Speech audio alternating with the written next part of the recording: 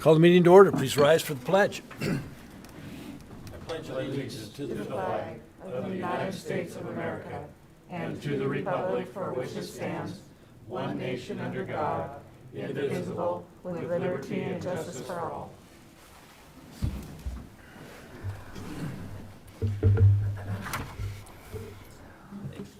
Welcome to the March 16th, 2021 Post Falls City Council meeting. Clerk will note that all council members are present. We've got Councilor Thorson and Councilor Wolf attending via Zoom. We do have one announcement tonight. The City Council will be holding a joint workshop with the Planning and Zoning Commission on Tuesday, March 30th at 5 p.m. here at City Hall. Tuesday, March 30th at 5 p.m. And we do have a presentation tonight. Kootenai County Fire and Rescue Bond, Chief Chris Way presenting. Thank you, Mr. Mayor. Let me bring this up here.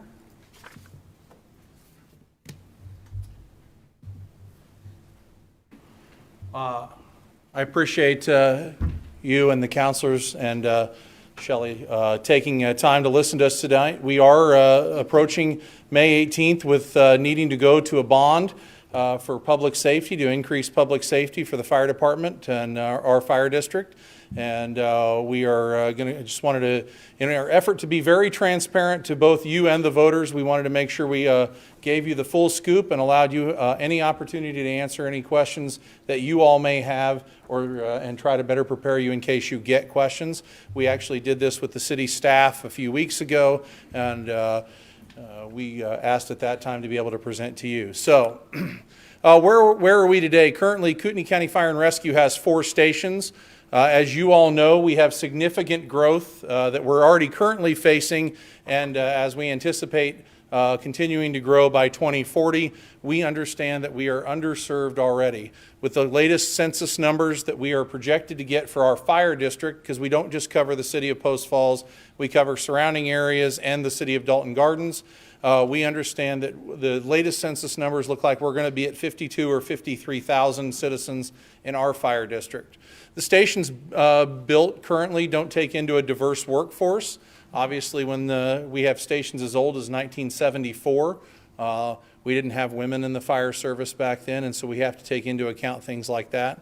And we also aren't statistically in the best location as you look at growing demand and growing need for service. And definitely our current stations don't meet the future planning of either Post Falls or the county as a whole.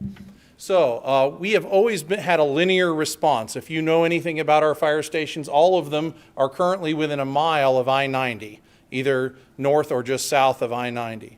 And as you are very well aware, and people point out to you on a regular basis, Post Falls is no longer linear and along I-90. It's growing far to the north, south, west. So we know that we have to change our plan. We know that we have to make a plan that complements that growth. And we know that our current plan to grow this meets the current need, but in the future we're going to be looking at the northwest corner of Post Falls. We're going to look at south of the river, and as the population there continues to grow, looking at what kind of response we can offer there. And then looking at our highest call volume here in the center of Post Falls is how do we meet the demand for service there, not maybe with just a single engine in a station, but are we looking at having to have more than one company in a station? So currently our facility, Station 1, right up the street on 4th Street, is actually in the center of Post Falls. It's in a great location, and we don't plan to move it. Station 2 at Celtice and Pleasant View is also in a great location and in a growing location. It was built in the late 1999, and it serves our citizens on the west side very well and is in a great location. Station 3, which is at 16th and Highway 41, is the busiest station we have, but does not serve us well because it cannot get to the north and to the west fast enough. Our goal is to have the first unit on scene of an emergency within 4 minutes and 59 seconds of the call, at least 90% of the time. And for the first time ever, we are not meeting that goal any longer. And so it cannot meet both north and south demand. And then Station 4, which isn't in the city of Post Falls, right across the street from the Kroc Center, actually is our oldest station, built in 1974, and DEQ has told us we can no longer inhabit it as a fire station. It's the infrastructure does not allow it to be used as a facility like that under its current state, and it would take over $1 million of infrastructure just to improve that site. We actually don't even own all of the land that site's on. So all stations are at capacity for vehicle storage, and our maintenance facilities currently doesn't have room to store. So this kind of gets us into what our facilities are included in the bond.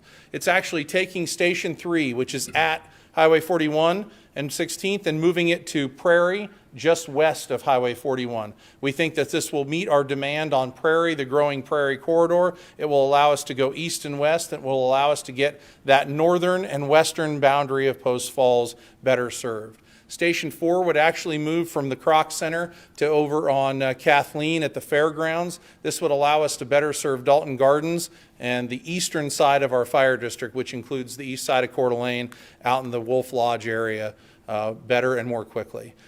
This would also include adding Station 5, which would be at our training center at Celtice, just west of Hutter. The addition of Station 5, and we're going to show you on a map here in a minute, the addition of Station 5 actually puts Station 3, Station 5, and Station 1 all protecting the core of Post Falls. And on the map, it looks like there's triple coverage, and there is, but very rarely do we have everybody sitting in a station just waiting to go to a call. So the triple coverage gets you within 3 miles of a fire station 3 times as long as one of those people, or as long as all of those people are in-house. It also includes an outdoor classroom. This is the cheapest of the projects, but we have no restroom facilities, locker room facilities for new recruits. We have no way for the recruits to spend a day of training in a smoke trailer or the burn trailer or sweating and take a shower. We have no way to hose off afterwards, and we don't allow gear or dirty bodies inside our training center for cancer prevention. So this actually takes an opportunity and gives us a way, and we share this facility. The Post Falls PD uses it. We allow any first response agency in the region to come and benefit from our training facility. And then it includes a logistics warehouse, a storage facility for those extra vehicles. As we looked at how to better serve, we figured out that building a new fire station is about $300 to $350 a square foot right now. That's too expensive to build for storage. So we're looking at building just a warehouse that would better serve us logistically for about $115 a square foot and take care of our needs for years to come. Take vehicles that we don't use every day or our reserve vehicles, because we have to keep reserve vehicles, and put those in a place that's not as expensive to man. Reasons for the project. Obviously, we want to meet that goal. The faster response times for our emergency calls. Enhanced service to our growing district. Alignment of the stations to better meet our community needs. Again, when the last station was built in 1999, I don't think anybody envisioned Post Falls to look like it currently does. And that's okay. That's no one's fault. That's just growth, and growth has taken over. One of the things that we're looking at as we look at these stations is making sure that it takes growth, and working with the city and working with the county planners to look at where growth is taking us, so that we don't have to relocate stations ever again, that in 7 years when it's time to add the 6th station to Post Falls, and it will be, that we look at, we've already planned for how to make that happen and not have to move other people, because our plans have complemented each other along the way. The other piece of this, by putting stations closer together, is it makes it safer for citizens. The less time that we have to run code or lights and sirens to a scene, and the closer we are to a scene, reduces risk for the community naturally. Safety, it meets the growing demands of our region. You'll see on the next slide the increase in emergency calls we've had, but we do have growing demands, and I think, I'm sure Chief Knight would attest to the growing demands on the police department, but public safety is being taxed like we've never been taxed before. As we look at and it's a combination of the increase in the size of population, but it's the increase of the age of the population, it's the increase of the type of people moving here. If you look at last year, certainly with the pandemic, we saw a much sicker, much more acutely ill population that we dealt with. It augments the training campus for area first responders, and it adds an apparatus that we don't have in our toolbox. It adds a 107-foot ladder truck. And you might think, gosh, we don't have a lot of tall buildings in Post Falls. But as we look at the future. We look at the buildings that are being proposed out in the Pleasant View corridor. We know that the tech park's coming. Fingers crossed that the tech park's coming, but we know that there are people that have looked at it and said, hey, it'd be great if we could put a 1 million square foot facility there. We know that there's a hotel interested at somewhere that wants to be 5 stories. As we look at that, we can't do that with a 75-foot ladder, which is what we currently have in service. So we know that, and 107 is the tallest they make. So if they made 140, we'd probably look at 140 for the future. That's just not in the cards. Finally, the community, 34.5% population growth from 2010 to 2020. In that same time, though, we grew our call volume by 63%. Now, we're doing 63% more calls with the same number of stations we had in 1999. And so the growth of the currently underserved areas, in Post Falls specifically, we're looking again at that north and western side that we're having trouble meeting those response times to, of getting that first apparatus on scene within 4 minutes and 59 seconds. This is our current station coverage map. And I'm not going to spend a lot of time on this, so those circles are 3-mile circles. And the idea is we don't want any resident to be more than 3 miles from a fire station. And people who choose to live far out in the county obviously make a choice that they're going to live more than 3 miles from a fire station. But people who live in town, and especially in hydranted areas, are not thinking that they're going to do that. This coverage, this is the new coverage that the new stations would, and the realignment of stations. You can see much better coverage north, you can see much better coverage east, and you can see this is where we have that triple coverage. This is Highway 41, this is Idaho Street, and you can see that is our, if you look at our high volume, high density call area, that's it. We now are providing 3 stations within 3 miles of those areas to provide coverage for the citizens. So the specific projects, these are just some renderings. We have done a lot of value engineering to bring the costs down. We think that we have to limit the costs. We need to be, again, in our effort to be transparent, we're also being responsible with taxpayer money. We have an obligation to do that. Station 3 and Station 4, so the station at the fairgrounds and the station at Prairie and Charleville are mirror stations, sister stations. So that's what you see at Station 3. That would actually be the station on Prairie. Station 5 there is the station at our training center. It does not have the ability to have the same footprint as the other stations because we're limited on size there that it can be. There on the left you see our storage warehouse, and there on the right you see the outdoor concrete classroom. Part of the reason we went with concrete, it doesn't need to be fancy. It truly is dirty people cleaning off or having the ability to go to the restroom while they're training. And this also gives us the ability that they can sit someplace in their turnout fire gear dirty, and at the end of the day we simply pull a fire truck up, we hose it off, and it's clean. And as simplistic as that sounds, we're very interested in making sure that we prevent cancer in our folks. The other specific projects there, you can just see a ladder truck. You can see that we've gotten to the point already of thinking of how our footprints look at all those. The picture on the top is our training campus. The picture on the bottom on the right there is the layout of how Station 3 would look on Prairie. Factors affecting fire stations. So the next slide, I'll just warn you, is the price for the project. And so some people go, man, can't you just build a garage door and a couple of garage doors and some metal walls and call it good? And unfortunately, all of these factors affect designing a fire station. You got to think that our men and women live there for 48 hours at a time, or a third of their lives.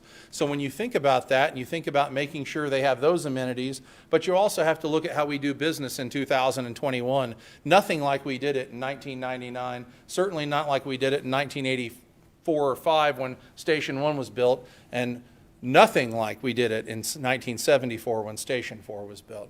So all of these factors, gender neutrality, facility maintenance, flexibility of expansion, increased construction costs, longer apparatus or bigger apparatus. Again, you got to have room for a 107-foot ladder truck. Cancer prevention, we take that very seriously, and so people aren't allowed to cross the threshold into the home quarters until they've cleaned up and taken all their dirty gear off, and we make sure that all that dirty gear is in isolated rooms where you can't escape. Make the public sick as well. We have to look at increases in technology and security and systems. We have to look at response times. We take everything into account to design a fire station, remote office workspace, station hazards. We have to make sure that we understand it's a public building and the public has the right to use it, and then obviously the security of the building. We're storing millions of dollars in equipment inside these buildings and millions of dollars worth of people, which are our most important resource. So we're very upfront in telling you that the cost of the bond is $14.9 million. It's about $3.7 to $3.8 million to build each station. The outdoor classroom is $250,000. The storage warehouse is $650,000. The 107-foot ladder truck is $1.2 million. The facility equipment, because two of the stations will be able to move some equipment, one will be new. So we have to have a breathing air compressor. We have to have a water system. We have to have hydrants inside to fill trucks, things like that. It's about $550,000. We understand that there's bond costs with attorneys. We understand that we have architecture costs. We understand that we have city and county costs in doing business. So the total bond is $14.9 million. The cost to the citizen, we want to stress this is not a permanent levy override or a permanent vote. This is sunsetting in 10 years. We think that now is the time to do it for a couple of reasons. We can get an incredibly low interest rate. We can get an interest rate of, at the most, 1.23% right now. The levy rate, or the rate to the taxpayer, would be $24 on $100,000 worth of property. So that's for an average house in Kootenai County, and of course that changes every day right now, but the average house in Kootenai County is going to pay between $70 and $95 a year in order to increase their safety, and it stops in 10 years. I really appreciated County Commissioner Duncan yesterday, who said, man, over the course of 10 years, I spend a lot more than $750 on things that my cell phone bill is $100 a month. And so I appreciated her putting that into perspective for us. We just want to encourage, of course, we're not in the position to ask for anything other than we encourage you all to vote. We encourage you to go to our website, look at kootenaifire.com for additional bond information, and I'd be glad to answer any questions. Chief, thanks for the information. Appreciate it. It's always nice to know what you're looking at, what the projected cost, price tag is. Good luck on the bond. I got a question. Joe. So as your surface area grows, so has your tax base been growing. It looks like this is a bond to pay for every cost of everything. Where is the increasing tax base just from the growth going? So the increase from the cost of the growth last year was less than $200,000. So $200,000 went into just paying for our increase in insurance alone last year was $160,000 or $170,000 just in our insurance premiums for and our thought process this year, going forward this year, is that Senate Bill 1108 certainly has the depending on the outcome, certainly has the ability to limit even that going forward. I will tell you one of the things that we are looking at, because what we want to do is make this levy or make this bond a one-time deal, is and I've talked to Shelley a little bit, but I've also been talking to the county, is we need to look at impact fees for the fire department. Currently impact fees are not collected for the fire department. And I am a big believer that growth should pay for growth. I'm all in. So if you look at the national trends right now, the average is one fire station for every 10,000 people. Well, if our fire district is going to meet 52 or 53,000 people this year with the latest census, this just brings us up to meet the current. Our goal is to work with both the city and the county to begin collecting impact fees. But really, we feel like that impact is to pay for Station 6 in the future and have enough cash to do that, because it's not just a station, it's another engine, it's another set of equipment for the station, is that those impact fees would take care of all future purchases after this. Good. One more question, and you may not have the answer to this off the top of your head, but how much impact is the numerous urban renewal areas and the lost tax increment having on your ability to raise funds? I can speak to a couple of them. So we know that one of the urban renewal districts that's going to come off either next year or the year after is about $550,000 to us, and we plan on using those funds to help staff the station. So this is just to build the station. This doesn't get us to the point of staffing the station, and so that URD coming off would fund that. But we certainly look at the impact of a URD or the both positive and negative. I mean, growth is good and bringing business is good, but obviously we have to weigh how much of an impact a URD could have. Yeah, I was just curious because a common refrain with urban renewal is that it's tax neutral, and I don't believe it. So if you guys are having to raise some bond money because you're not getting that increment, I think that's a pretty good indication of the effects it has. So Definitely. Let me answer this in a shorter, quicker, and better way for you. If we didn't have URDs and those people were paying us directly our property or paying their property taxes they would owe, it would have a much different impact on our budget to the positive. thank you. Any questions? I guess just one. Go ahead, Chief. So if, hopefully the levy passes, do you see any issues in being able to have the staffing, the funds for staffing these facilities? No, because I think we've mapped it out with the URD, so that money coming in over the course of the time. By the time Station 5 gets built, I mean, if the bond passes May 18th, we go into the design and bid phases. The priority one has to be moving Station 4 from in front of the Kroc Center over to the fairgrounds. We hope to break ground on that next February. Just mapping out the timeline, we're still probably 2 to 3 years away from the station at the training center, Station 5, being open. So that maps out perfectly with those URDs to be able to fill that staffing cost. To get that, okay, thank you. Thanks, Chief. Thank you, Appreciate your councilors time. and mayor. Appreciate it. I should announce we have 2 public hearings tonight that will be coming forward in just a few minutes. We are doing something a little different tonight. We do have an executive session that will follow directly behind the public hearings because of information we need to have for another item on the agenda. So if anyone is wishing to testify on either of the public hearings, there are forms on the back on the Diaz. Please fill them out and turn them into Shannon. With that, are there any declarations of conflict? Are there any amendments to the agenda? There are none tonight, sir. Any declarations of conflict, ex parte contacts, and site visits? Linda? Yes, Mayor, I'll recuse myself from item H of the consent calendar, the Wildflower Meadows construction. One of the owners of that company is my second cousin. She has my same last name. And just to avoid an appearance of a conflict, I'm going to recuse myself from that. Thank you very much. So maybe it'd be easiest if we pulled that item off the consent calendar and voted on it separately. That way that Sure. there's no, it's clear So in the we'll record vote what on happened. A through G first? Yes. Perfect. Thank you. You bet. Thanks, Linda. Would you please present the consent calendar? Item A is minutes, March 2nd, City Council meeting, 2021. Item B is payables, February 23rd through March 8th, 2021. Item C is request by the Police Department to declare 2 vehicles surplus and authorizing their disposal. Item D is request by the Parks and Recreation Department to dispose of playground equipment.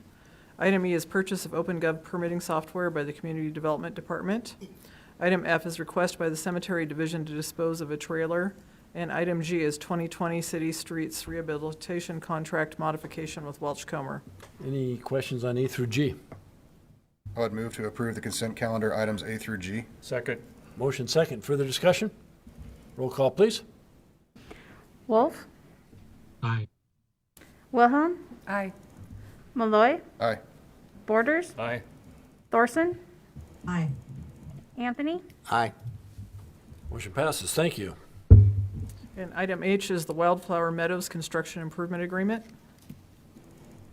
I'd move to approve consent calendar item H. Second. Motion second. Further discussion? Roll call, please. Wolf, Aye. Malloy, Aye. Borders, Aye. Thorson, Aye. Anthony, Aye. Motion passes. Thank you. Next item on the agenda tonight is public hearings, and the first is the Tulamor Vista Annexation. Laura Jones will be presenting. With that, I will open the public hearing.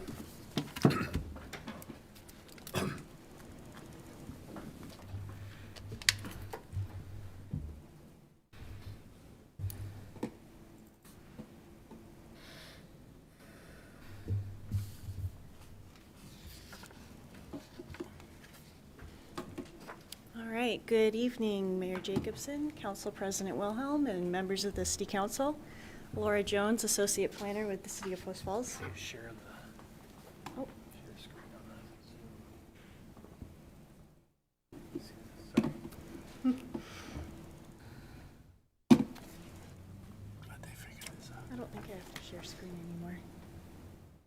think Stephanie We're has still it. sharing screen, right?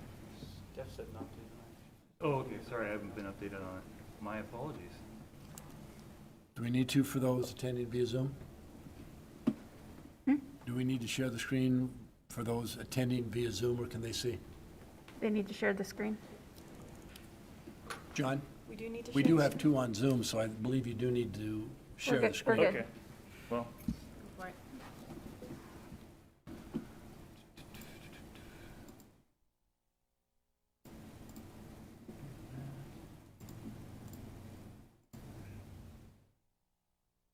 not seeing the share link. Calvary's on the way. I don't know why Zoom always looks different to me here than anywhere else. Yeah, I thought we didn't have to do that anymore. Mm-mm. Yeah. So you can just, Just go for it. yeah, they'll be All able to see right, it. Al, perfect. Carrie, can you see that?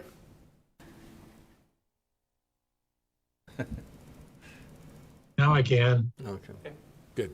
Thank you. All right.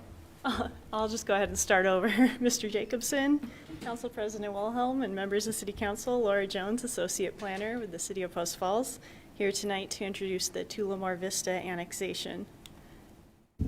The applicant is Lake City Engineering, and the property owner is Copper Basin Construction. The requested action tonight is to review and approve the annexation of approximately 20 acres into the City of Post Falls, with the allowance of single-family attached and detached, as well as duplex houses within the residential mixed zoning designation. On February 9th, 2021, the Planning and Zoning Commission made recommendation for the residential mixed zoning designation for the subject property. The site is located north of Prairie Avenue between Greens Ferry and North Cecil Road. It is just north of Green Meadows North subdivision. This area is developing rapidly, and our aerial imagery has not kept up with what is currently being developed out there. So I've done an overlay here. You can kind of see what has already been approved. To the southeast here is the Pradera subdivision, which is zoned R1. South is Green Meadows East. This is also R1. This northern half that is doesn't have the hatching on it is Green Meadows North. That is a mix of R2 zoning, and then the north east corner here, these 4 lots are currently zoned commercial. And then to the east and the north is the Tech Park and the Technology Mix zoning. Everything to the west is unincorporated Kootenai County. The development plan for this site is going to be a 3-phase project. The applicant is proposing 138 residential lots, ranging in width between 30 and 50 feet, and with mixed housing types, again, single-family attached and detached, as well as duplex units. This residential mixed zoning designation calls for 7% open space, and they'll be providing just over 10% open space with 2.1 acres. And currently, since there will be a mix of housing types, the proposed density is 170 units, and that puts us at about 8.5 dwelling units per acre.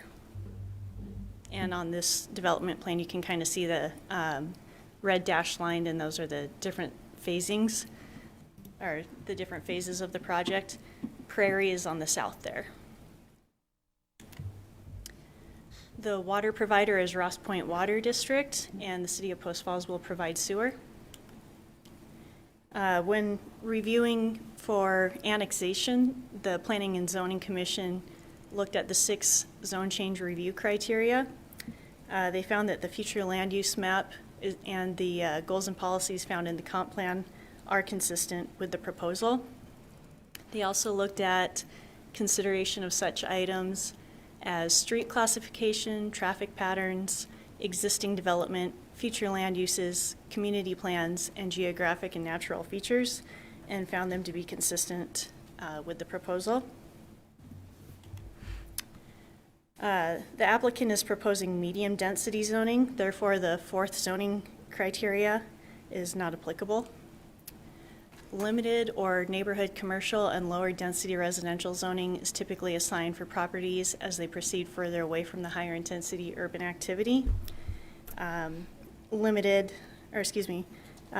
This is in line with the location along West Prairie Avenue between Greens Ferry and Cecil. Even though there's a lot of activity in this location, the land uses are not considered high intensity, and it is consistent with the zone change criteria. And then the sixth zone change criteria is regarding industrial zoning and is not applicable to this specific development. Reiterating the existing zoning, this just depicts it more. To the southeast here again, R1 zoning, Pradera subdivision.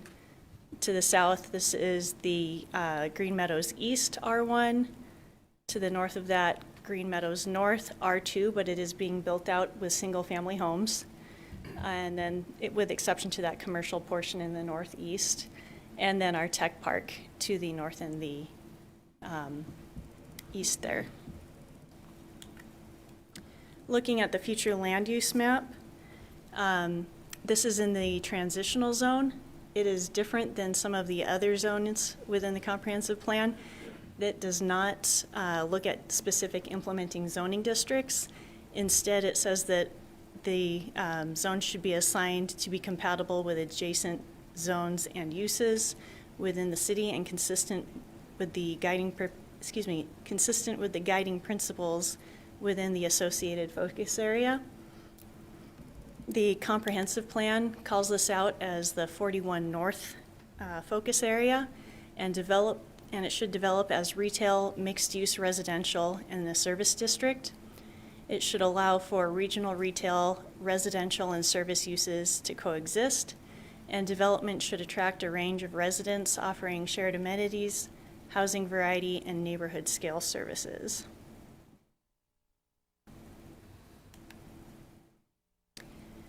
So all of our mixed zones require a development agreement to be heard by City Council for approval and to make sure that we're meeting the intent of the comprehensive plan and set guiding principles for the development.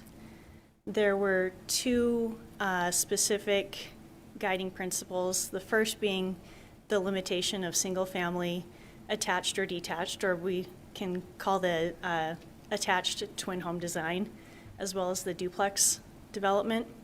And again, I mentioned earlier that these will range in width between 30 and 50 feet in width, depending on the type of product that's put on those lots. Driveway widths for front-loaded lots shall not exceed 50% of the width and must be no wider than 32 feet. Duplexes that do not have a garage must have at least one paved parking space for each duplex, and it should be located behind the principal plane of the structure with a minimum parking area of 10 feet by 20 feet. And detached garages must be set back from the front plane of the residence a minimum of 15 feet. Twin homes and duplexes must provide at least 2-foot separation between driveways that must be located along the common property line. I think the intent of this, it's something the applicant had asked for, is just to prevent that big slab of concrete. And since there is a dividing property line to help any property line disputes, since it is just a concrete slab that's somewhat shared. Primary entrances to residents must front the street for which it is addressed. This is for emergency response. And no more than 65% of the massing of the residence along the front facade may be occupied by the garage. At the time of preliminary subdivision approval, the owner must demonstrate that the development provides adequate stormwater treatment, snow storage, on-street parking, and the owner must provide development phasing plans for the park and demonstrate that it'll be built in a timely manner to benefit the residents. Development for the property is limited to 170 residential units. I mentioned that earlier. This was drafted in the development agreement. The applicant came back at a later date with a revised narrative, and it had stated that there would be 180 residential lots. So this may be something to look at when you make a motion tonight to possibly amend that development agreement. The second guiding principle is a short one. It just has to deal with site access, and it's that the owner agrees that access to the property will be limited to one permanent public access and one temporary emergency access. The emergency access will be closed when a second permanent access point has been created in a manner that complies with International Fire Code for the site. And to give you an idea of this, I'll go back to the development plan. Primary access would be right here off of Prairie, and then the proposed temporary access would be coming through one of these lots on this knuckle until such a time that one of these roads to the north goes through and has a secondary access, then that emergency would be closed off.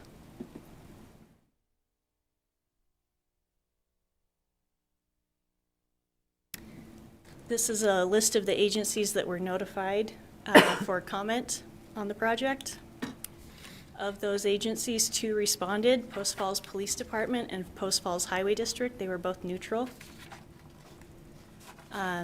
Here are some of your motion options for tonight. I did mention that potential ask for 180 residential units versus the 170. These are also in the staff report. And that concludes my presentation on Tulamor Vista annexation. I can take Thank you, Laura. questions. Any questions of Laura at this point? Al or Carrie? Yeah, I do. Go ahead, Al. Laura, you said earlier that something about this being a low density project, that it would. This I will don't be a understand medium. how this could be considered low density. I believe everything in the staff report was referred to as a medium density. But there was a comment that said that we prefer to put low density out on the fringes, if we will. And you'd still consider this medium density, 170 units on 20 acres?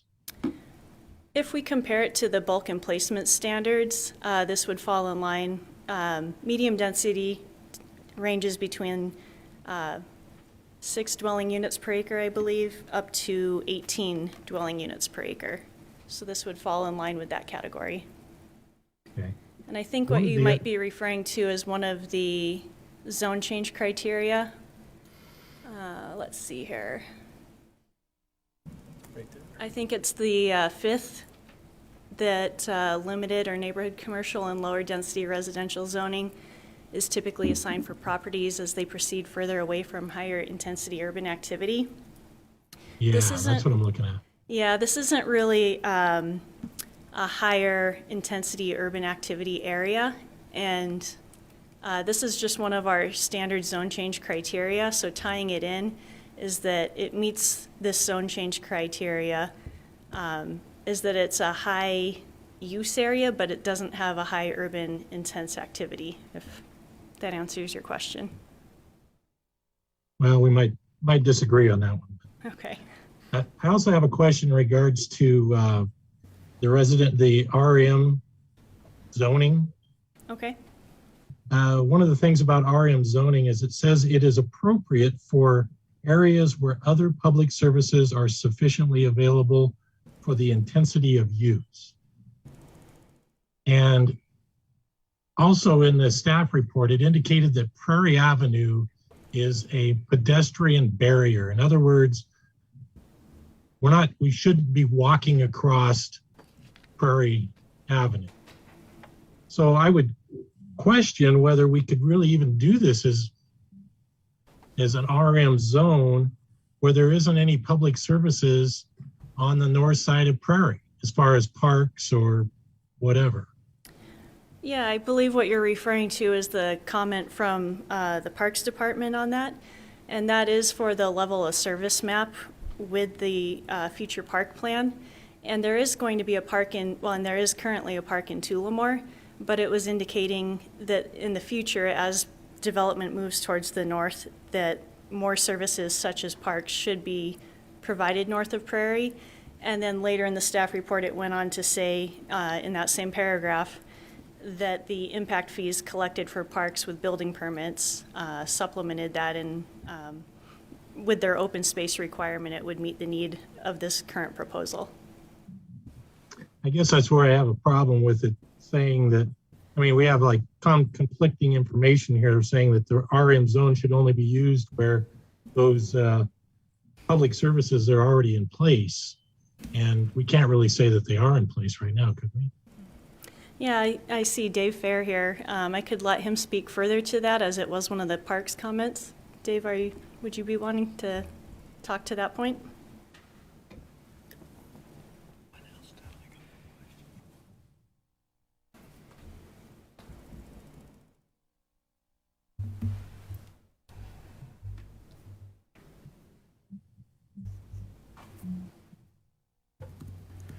Dave Fair, Park and Rec Director. The staff reasoning on this is you're looking at a 20-acre site. You're not going to get what is one of our standards, a 5-acre park out of it. But we recognize that we do have Tulamor Park within the mile distance. We have the sports complex that will be going in. So we always talk about connectivity if there's ways to get them down, but we also recognize as the tech park builds out, we'll be looking at parkland up there, so that's where the impact fees would go towards, is trying to fulfill that. Prairie becomes a barrier just like 41 is, but those are things that through cross the light systems and that we have to work through. That's a growth issue. So hopefully that clarifies at least how we look at the building of it. Al, any further questions? Not at this time, Mr. Mayor. I'll just bring it up when we have discussion later. Okay, thanks, Al. Steve? Thank you. Yeah, Dave, just got one. The acreage proposed is open space then? That would be developed by the developer then and not the city as proposed? That Yes. would be common HOA space, I'm assuming. Okay. Carrie has a question. Carrie, go ahead. I just wanted to clarify that the only in and out access, at least until the last part of the development was completed, is on Prairie. That's correct. It's the only public egress, and then there will be the emergency temporary egress also off of the knuckle that runs parallel with Prairie. What is directly to the west of that property line? Someone else's property? Yeah, it is a single-family residence in Kootenai County. There's no road. Okay. Question, Steve? Okay, Laura, just one quick question. So the planning commission, I'm looking through their minutes, when they approved this, did they approve it at the 170 units then?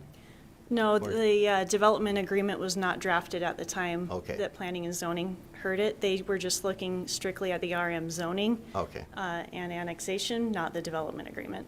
So the development agreement the city did with them originally stated 170, and then once it went back to the applicant, they wanted to amend it then to 180.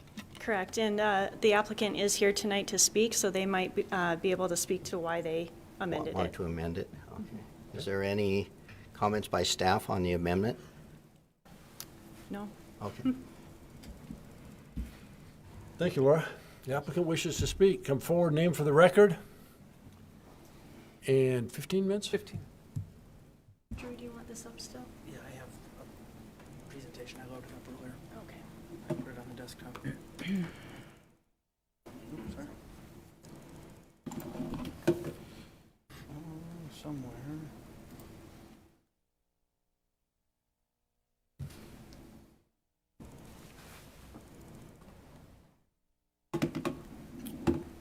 Al, Carrie, can you see that now? I can see Drew. Yeah, I can see the presentation now. Good, thank you. Thank you, Mayor, council members, and those of you in Zoom land. Drew Dittman, Lake City Engineering, representing Copper Basin Construction tonight. Steve White is with me, principal with Copper Basin Construction. I think he's going to have a few comments as well. Laura did a great job. I appreciate that. So, did I break it? Oh. Thank you. So I will be brief. and cover a few things. Property there is highlighted in blue, as Laura had said, just north of Prairie Avenue. We're calling it Tulamor Vista, same developer as the Tulamor project, so we're trying to play off of that a little bit. That's why we're calling it the Tulamor Vista project. It's just north of the new residential growth there that's happening with the Green Meadows subdivision and the Prairie subdivision. 20 acres, it's currently zoned ag in the county. Obviously, we're proposing the residential mixed zoning. This is the city's zoning map. So you can see the technology park kind of surrounds the entire 20 acres there. You've got all residential to the south on the south side of Prairie Avenue. Laura kind of went through, and we did this with P&Z, and it's in the staff report and our narrative, all of your annexation and zoning policies as found in your code. Laura went through that, so I'm not going to get into that too much. Your future land use map does call it transitional, and Laura did cover that, so I won't cover that as well. But the RM zone is a new zone, as you guys know. It's designed to provide some flexibility with housing choices. That's why we liked it. That's why we chose to go with it. We've got the R1 stuff to the south with the Tulamor project. We've got the technology park being developed hopefully soon to the north, and so this provided us opportunity to provide some different types of housing. It's not, even though multifamily is allowed in it, we're not proposing your apartments or your traditional multifamily. And it's something that fits the missing middle housing, if you will, that seems to be what everybody's talking about today. And this will allow us to do that.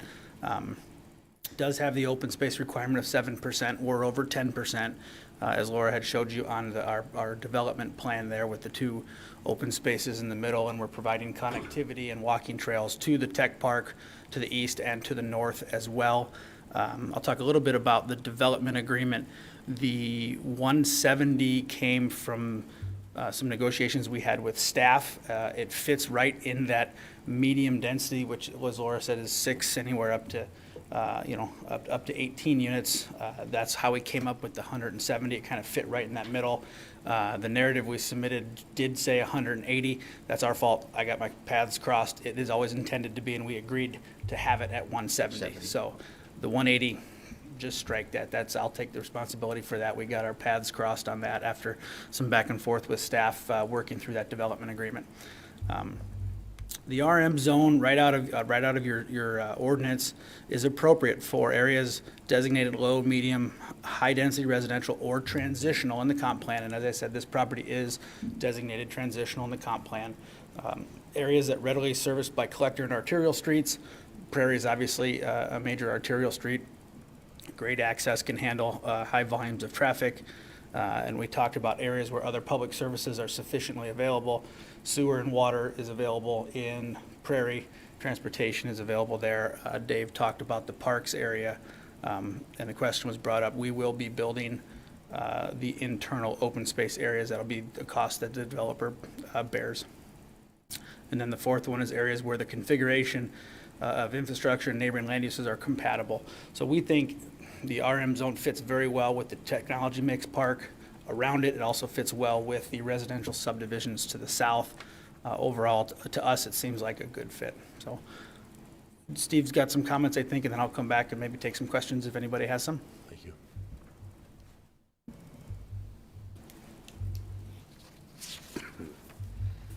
Good evening, Mayor, Council. Just a couple quick... Steve, name for the record, Steve. Steve White, Copper Basin Construction, here representing myself. You need my address? No. Okay. Can you, Drew, pull up go back a couple slides? Is there a pointer? Use the mouse, I Use the believe. mouse, because the cursor will show up. All right. So, as far as the technology park goes, I kind of want to talk about jobs just real quick. The city's doing a great job of creating a couple of projects, the technology park here, the new annexations that are going on over off of Pleasant View, which we're also involved in there. We've recently become involved in the technology park, and we've been asked to come in by Beyond Green and negotiate with them, and we're going to be developing their 44 acres of residential that they have included in that. That's basically going to surround this project here, and about this far down here, which will create What we also need is some of that connectivity, east-west connectivity, which ultimately will connect all the way over to Greens Ferry Road. One of the things that's going to be critical as we try to create technology jobs, try to create industrial jobs, right now we're lacking housing in this county, and it's becoming a question that's being asked. I've heard it several times now in dealing with companies that have not just talked to us, but talked to other people in the county that are looking to move here. Housing's becoming a critical question, and if we're putting all this effort into creating a technical park, the Pleasant View industrial area, we're going to have a well-rounded mix of housing types and product types to meet the demand if we're going to create these jobs. So that's kind of a concern of the companies now that I don't think it used to be, but with what's happened through COVID, creating kind of a big buzz around Kootenai County and Idaho and whole, is we kind of have this little bubble going on right now, which is kind of blowing everything out of proportion.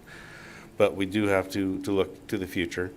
We have to look where we're going to be when Technology Park starts filling up, and I do know from conversations with them, they are in talks with people, they are in talks with companies, so it's coming.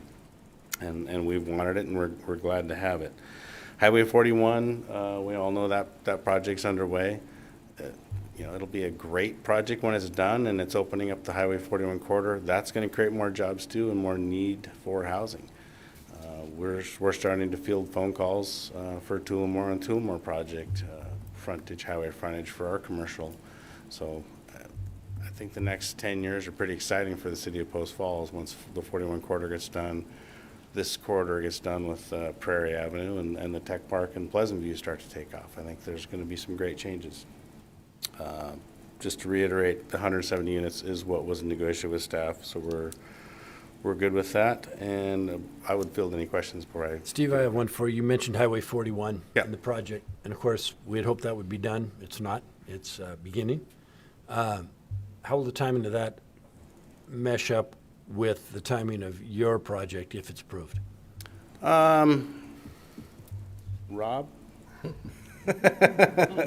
I know there's this, like a two-stage phase.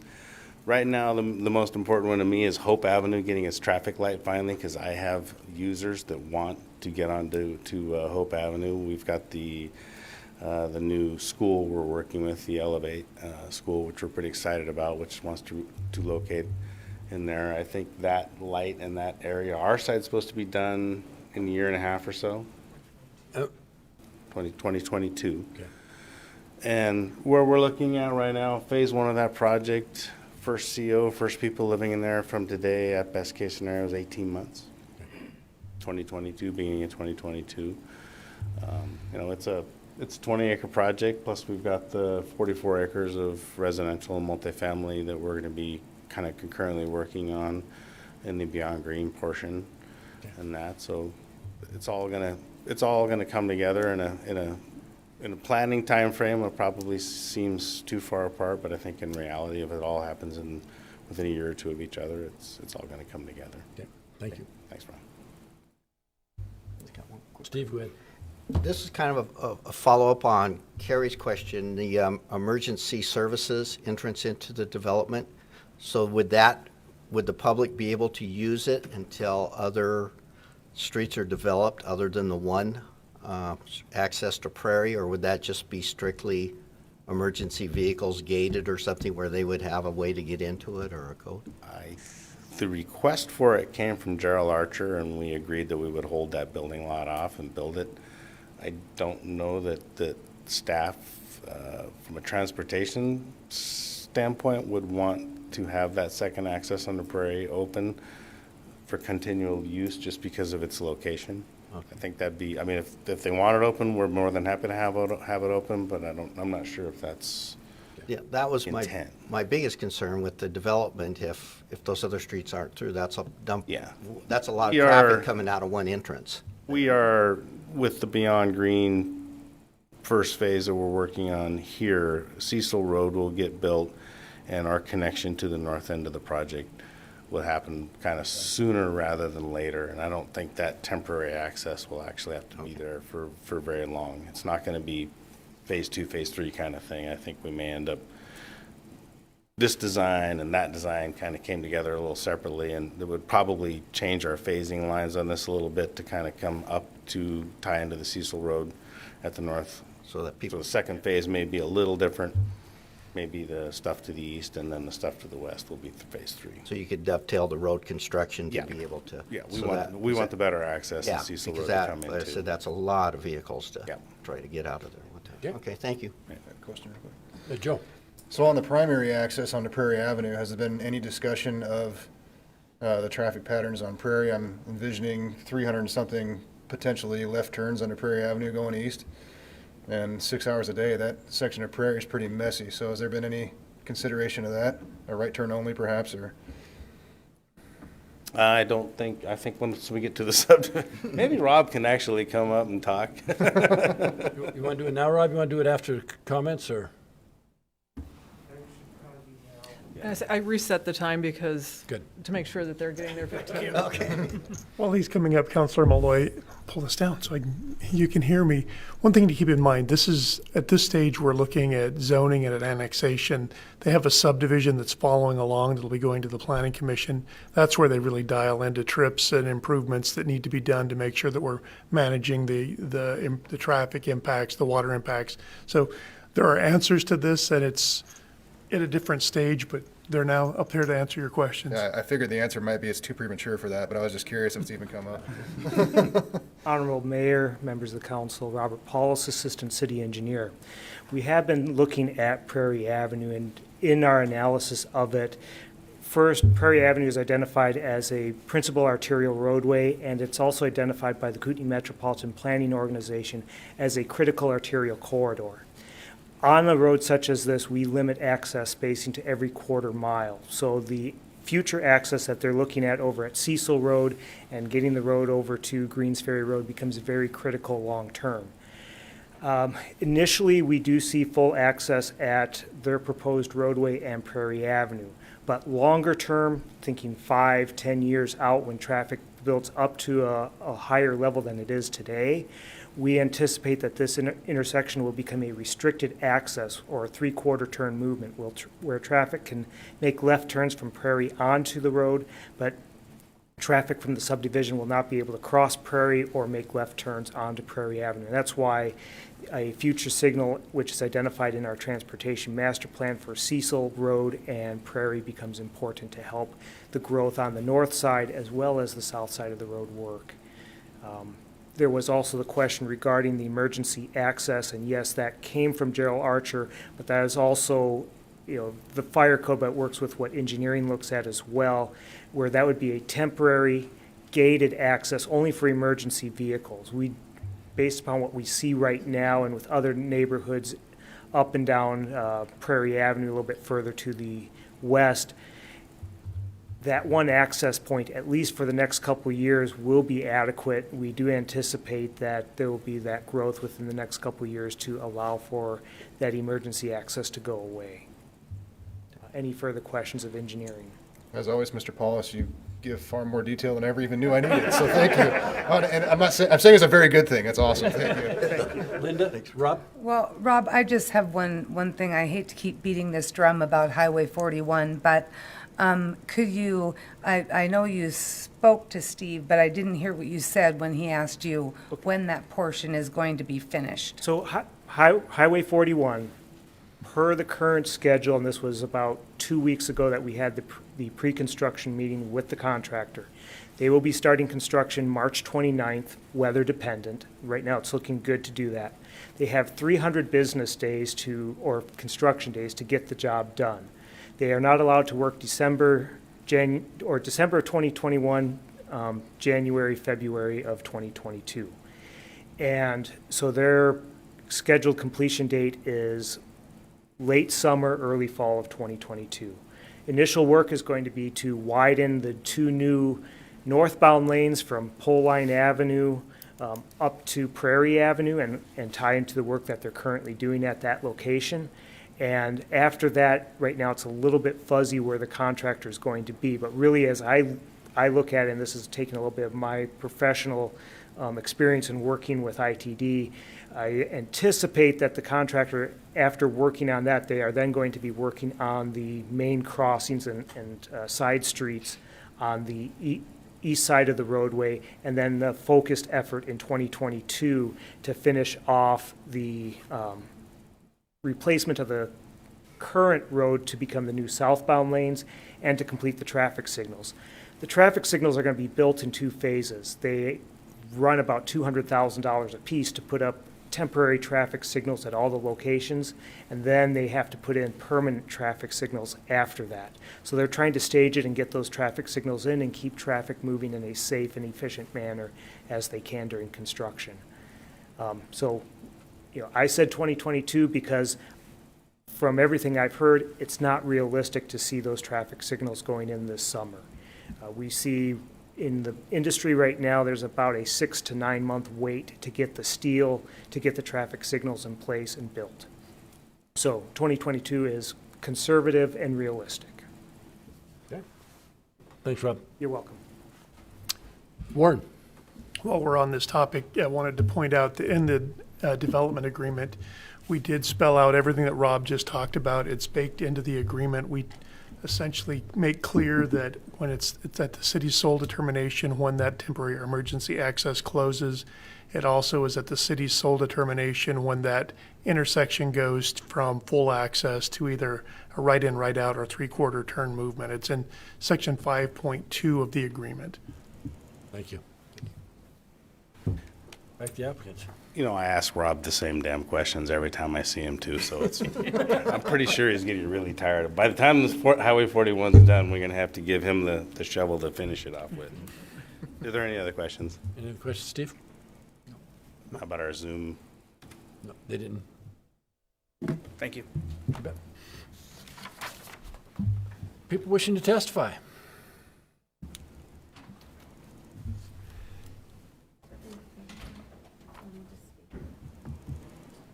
Okay. So tonight we have a few that are in favor. David Turner, support annexation to the north of Prairie, east of Greens Ferry. Don Aschenbrenner, I live 4 houses away from this annexation. I fully endorse the annexation of this property. It will make an excellent improvement to the area. Tulamor has proven to provide a high-quality development. Again, in favor. Also in favor, Doug Dinesha.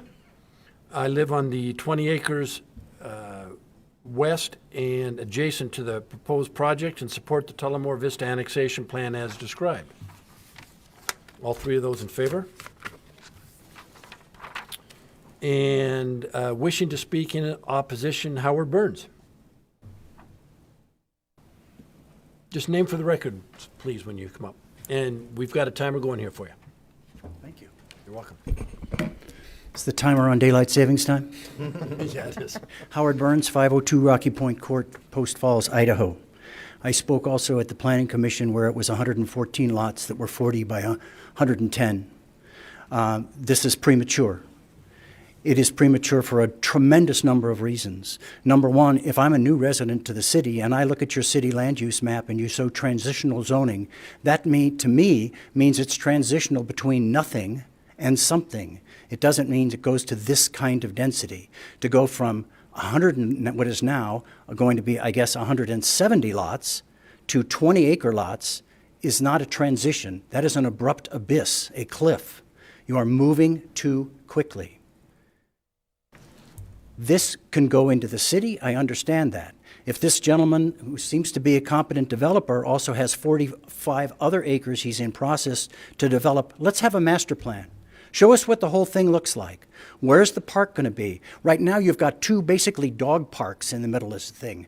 2 green belts that everybody can go walk their dog on, connected to trails that clearly in his mind, I hope, are going somewhere, because I don't know where they're going. Right now they're going out to both sides, one side to 20-acre lots and the other side into the great tech park that doesn't exist in anybody that's in the public's mind. You all may know what's happening on the tech park. As a citizen, I have no idea. I know it's been out there a long time. Show me what it's all going to look like, because to me, it looks like a very, very dense out in the middle of, when I drive by today, I expect it to be half-acre, maybe R1 acre lots. The project that Archterra has, the Foxtail, nice project, R1 lots, 65 feet minimum width. These lots, which was not even really discussed here, was just kind of glossed over, are 30 feet wide. Citizens don't even recognize the fact you have 30-foot wide lots being discussed. You're getting ahead of yourself. In addition to that, the fire department just stood up here and said, we've got a problem trying to get folks up here. We don't have enough money. We want to have a bond. Well, you're going to put all these folks up here. The bond is, based on what people just voted on for the school, the bond is not going to pass. People voted your school bond down because they're not happy. They didn't vote the school bond down because they're happy. So don't expect this to pass. You should have an impact fee for fire. All the new people should pay now. As every house comes online, there should be a $700 a house or $800 a house fee to fund the new fire stations. It's totally ignored in your impact fees. It shouldn't be. You're getting ahead of yourselves. Slow down. There's no reason it can't be in the city. It doesn't need to be there now, and it doesn't need to be developed as an isolated island when there's 44 other acres at least that are being discussed here. And I guarantee you the two individuals that spoke in favor with the 20-acre lots on the other side in Kootenai County, they're thinking, I'm going to get this same zoning. This is for me too. We're all going to have it out here. We're going to have a whole field of 30 by 110-foot lots. How wonderful. And the Planning Commission, one of the planning commissioners commented that, well, this is what people want. People want small lots. No, people want to live here. They're willing to take whatever they can get. There's no thing that these houses are going to be affordable. There's no affordable component. Oh, we agree to keep the houses prices down. It's what the market will bear. And right now, anything in this city sells. Fixer-uppers, it doesn't matter. Everybody's so anxious to get out of California and Washington, and it's a great place to live. Don't ruin it. Thank you, Mr. Burns. And now time for rebuttal.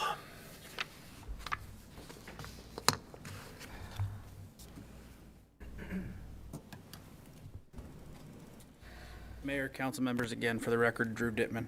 I would just reiterate what Steve was talking about earlier. There is a demand for housing right now. We have lots of businesses looking. Their number one concern is providing housing, providing affordable housing, providing that missing middle housing component between true multifamily and the large single-family lots like we've got to the south. So we're seeing the demand. We think it's a great fit. The RM zone and the TM zone kind of seem to go hand in hand. That's why it seems to fit right there in that niche. I do believe there is a master plan for the technology park that's out there and available for the public. I don't have it with me tonight, or I'd show it up there, but that does exist and is out there. So, any other questions of Drew? Thank you. That'll close the public hearing. I have a question to start with, Mr. Wilson. Comment was made by the proponent that multifamily is allowed, but is not proposed. And we've asked this question before. I mean, these folks have been around and they build what they say they're going to build. Well, let's assume next week they sell the property.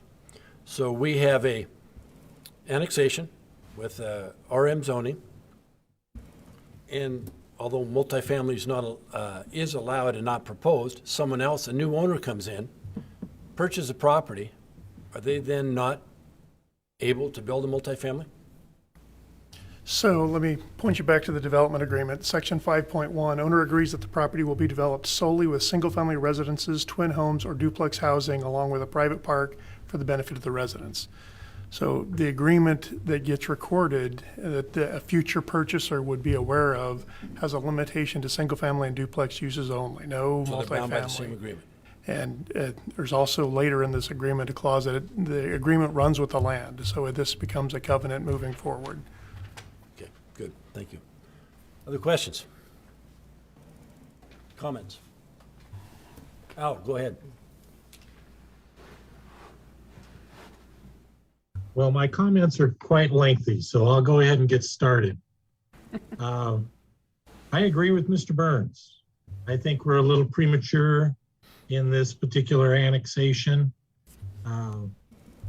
we always use the comp plan as our guiding tool to tell us whether, we're doing this right or not.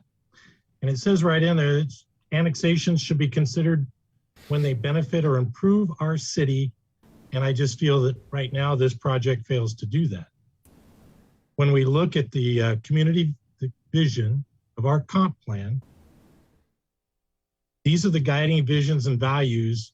It calls for balanced and beneficial growth while maintaining a small town atmosphere and quality of life. We, as the city council, are responsible for promoting fiscal responsibility and managed growth. Well, I believe that annexations is how we manage growth in Post Falls. Now, the visions and the values come before any of the goals, but several of the goals, I find a different comment, a different feeling about those whether or not we are complying with the actual comp plan.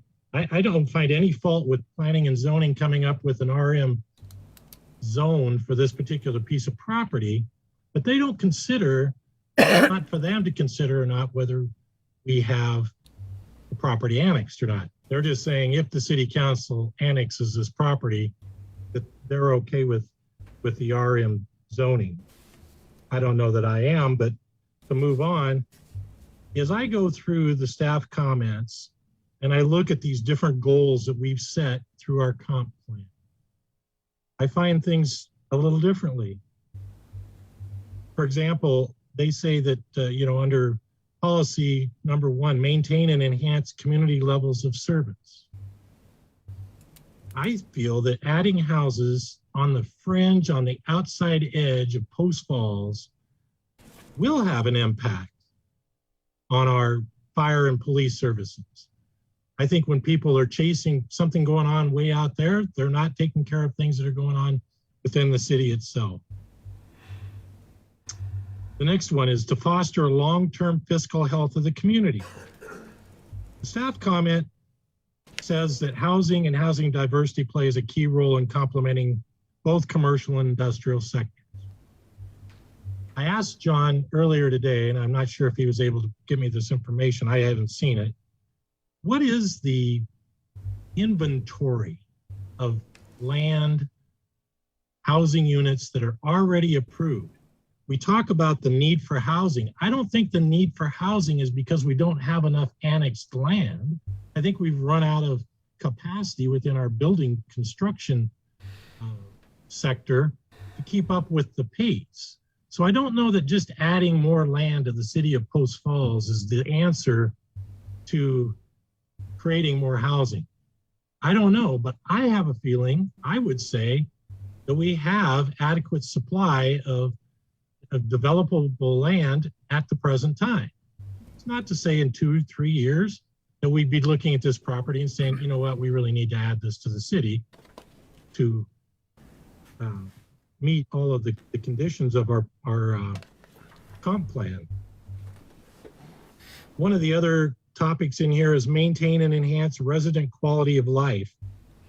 As I mentioned earlier, the Parks Department indicated that Prairie Avenue is a barrier to pedestrians. I would agree with that 100%.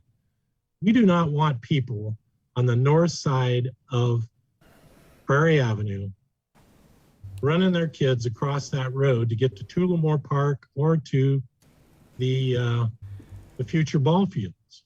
We are just ahead of the game at this stage of the game.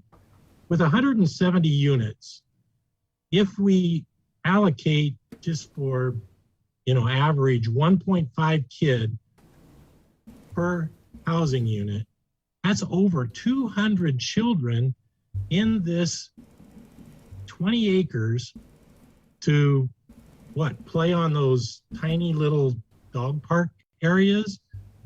What's going to keep these kids from trying to run across Prairie Avenue to get to Tulamor Park so they've got some place to play?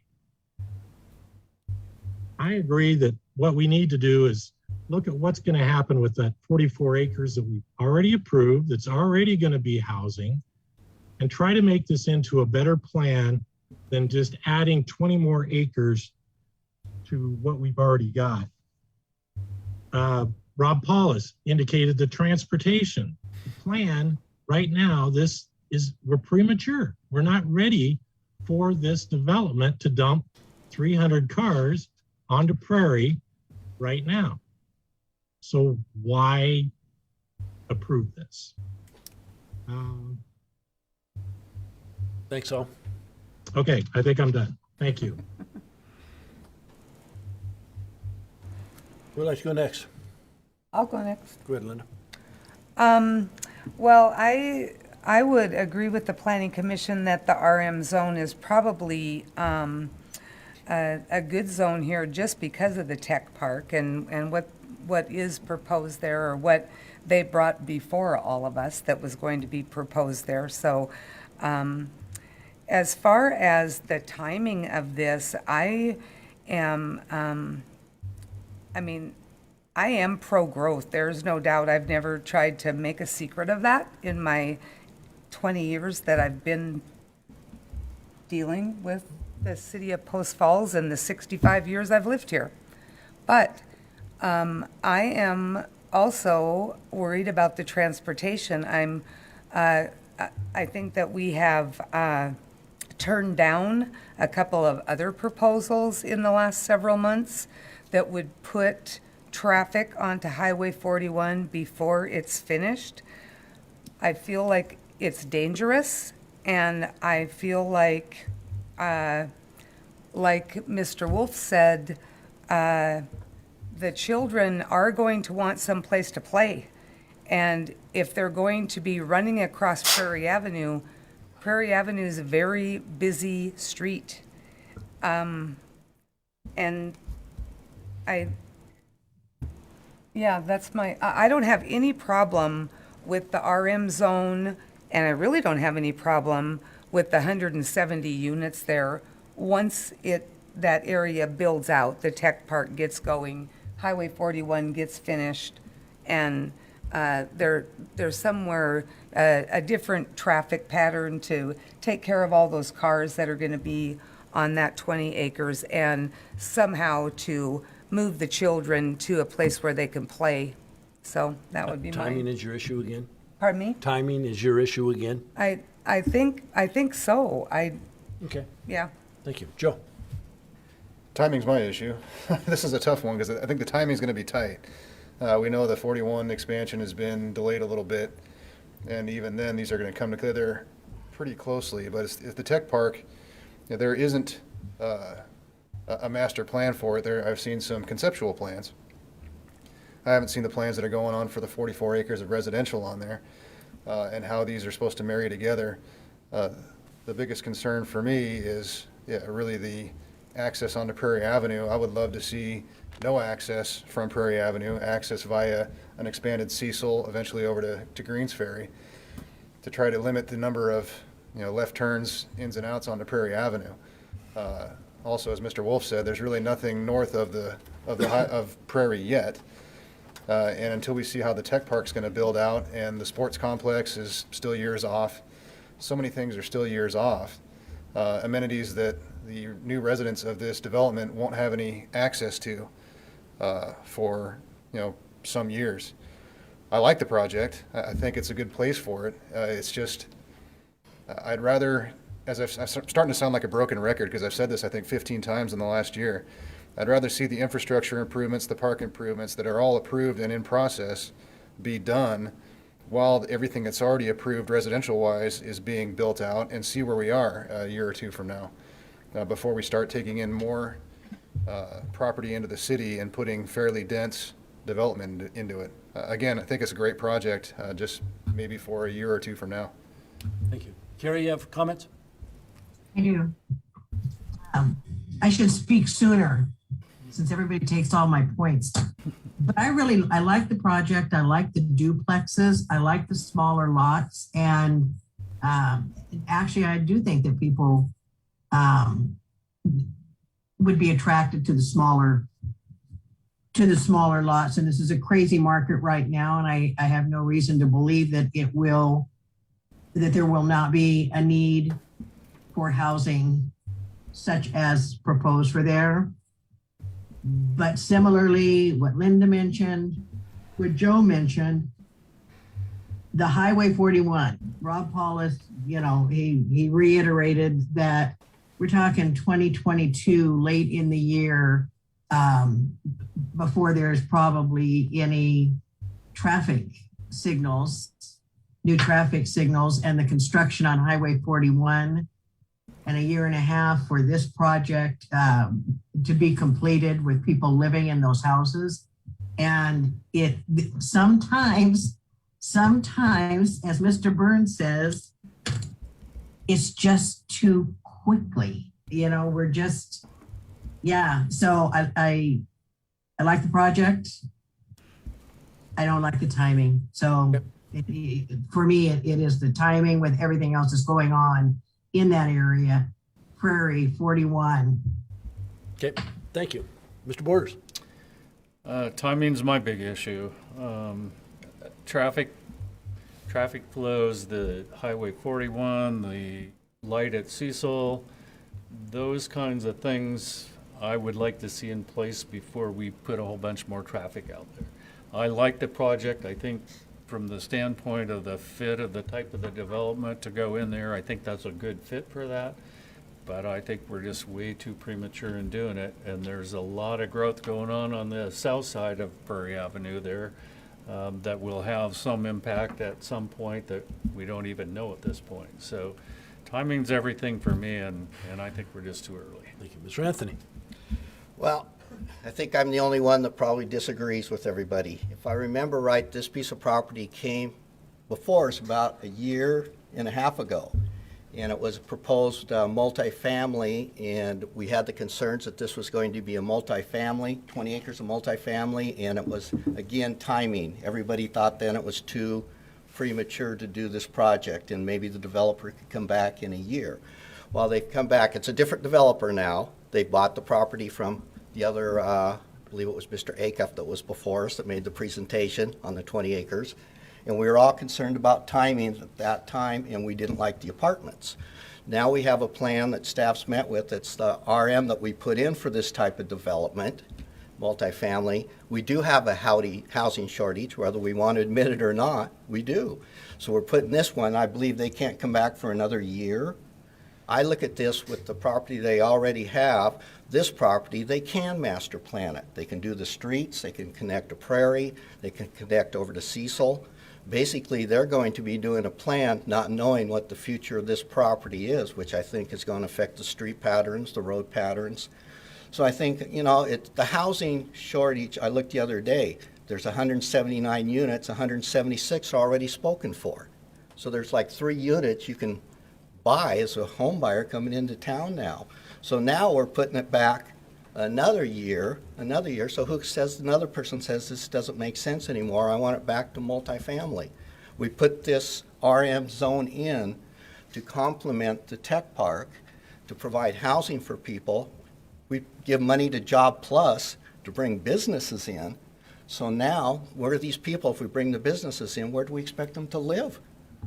If we keep turning down everything, why are we investing in Job Plus?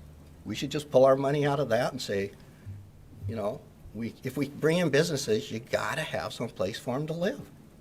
So that's my thought. I think it's a good project. I think it fits.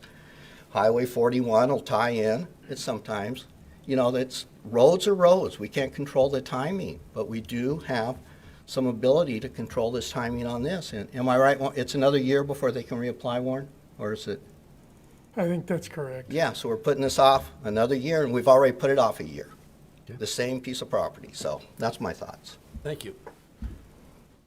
Well, I guess I would, just to weigh in, my thought would be the timing as well.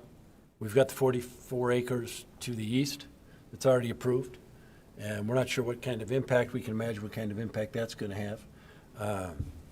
The development itself with the developer, I like. But again, we've looked at several recently where we've decided it's just too soon because of the impact it will have on roads, et cetera, and I would probably lean towards that as well. So nothing against the project, but it's the timing itself. So with that, I would entertain a motion. I would move to decline the request for annexation. Second. Motion second, further discussion. Shannon, please take the roll. Wilhelm. Aye. Malloy. Aye. Borders. Aye. Thorson. Aye. Anthony. Nay. Wolf. Aye. Motion passes. Thank you very much. Next item on the agenda tonight is another public hearing on the fiscal 2021 fee schedule amendment. Jason Faulkner. Open the public hearing. Good evening, Mayor and Council. This one will be a little quicker than the prior one. I was trying to wait for the parks fees to come back for a public hearing, but the park fees, they need to advertise and they need to get moving forward on the summer. Hopefully we have a great summer where everybody can be outside and enjoy the parks. So what I tried to do was I listed the current the rec fees, and anything that changed was going to be highlighted in yellow. What currently is, what the proposal is going to be. Went through that. On the parks, there's a portion of, since you mentioned the Tulamor, we needed to add for the picnic shelters that I didn't highlight on here. We added the Tulamor Amphitheater, the Tulamor South Pavilion, Syringa, gazebo, and any shelter we had there to include them in the parks fees, because basically anything we charge for at the city should be in the fee resolution, which includes on the back that I had highlighted also, we have the community garden that didn't have the fees on there, which is now included in the fee resolution. So this is the first resolution that will be amended for fiscal year 2021. You'll see me again bringing this back when we get the impact fees finalized. Any questions of Jason? Al, go ahead. Jason, I'm just curious why this is coming to us now. Don't we normally consider fees during the budgetary process? Right. You'll see me again for the fiscal year 2022 budget when we go through and look at the fees as well. There were some changes to the fees to make them, some of the classes that they were charging, they needed to increase the fees. And I noticed that some of the team fees they had reduced slightly. So in order to be able to charge the fees for fiscal year 21, we needed to bring that back to council to have their approval, because if it's not in the fee resolution, we can't charge the fee to recoup the cost. And it looks like Dave wants to comment. Okay. So Al, you're correct. We try to do everything with the budget process, but one of the things we have is a thing called COVID. So we've made a lot of adjustments. We've taken a lot of feedback from the users. You look at the camp, you look at some of the things. We've had to make some adjustments that have cost us more money and even more staff time. So that's what this reflects, is so that we can continue to operate and provide the programs. It's just a changed world. Okay. You okay with I that, had a Al? couple more questions. I'm glad you're there, Dave. Okay. Did the Park and Rec Commission go through and approve these fees? No,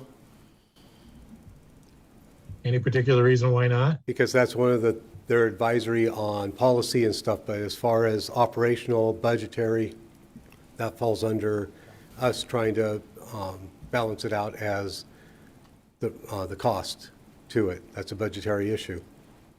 Oh, okay. And my other question was, seems like a long list. Have we scrubbed through this to find out, participation and profitability of all these different programs that you offer? It's our standard list. We had staff go back through it as we were looking at the COVID issues, as we were looking at even the cost of supplies. And that's what they've identified as upcoming.